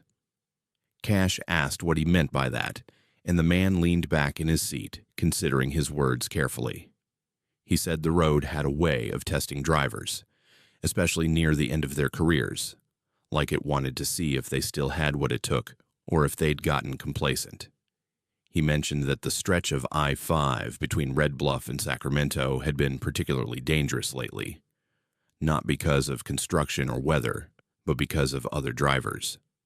People distracted, aggressive, making mistakes that put everyone around them at risk.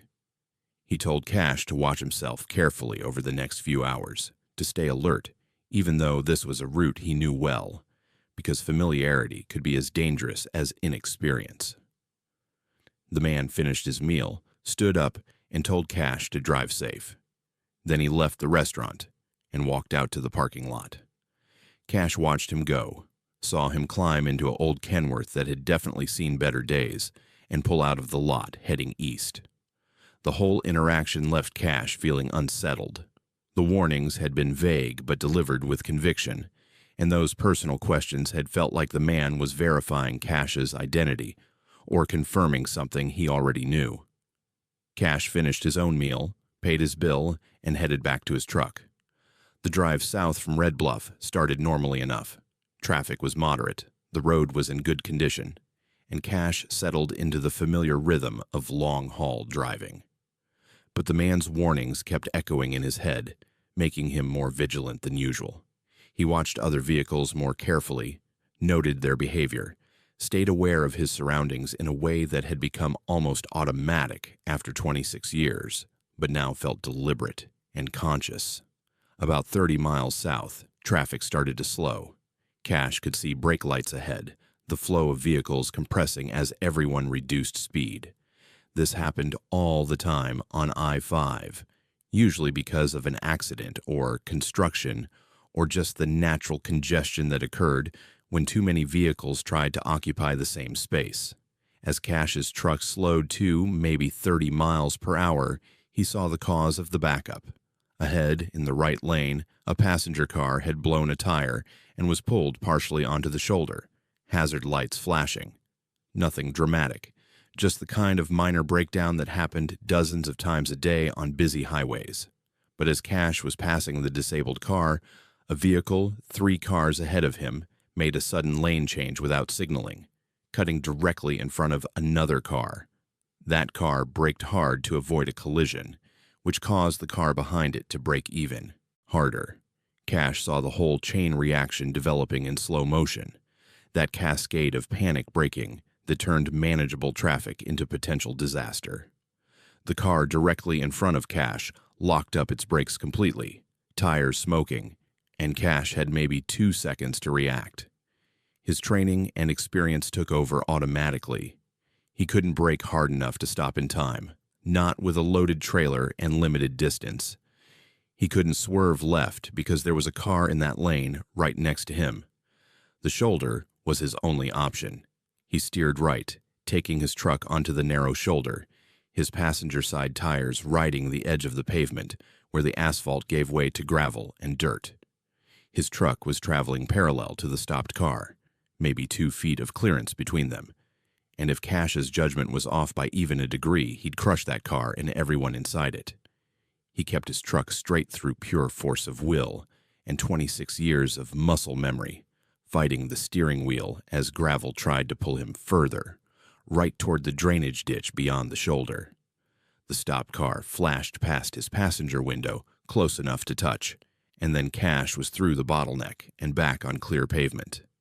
He steered back into the right lane, his heart hammering, his hands shaking on the wheel.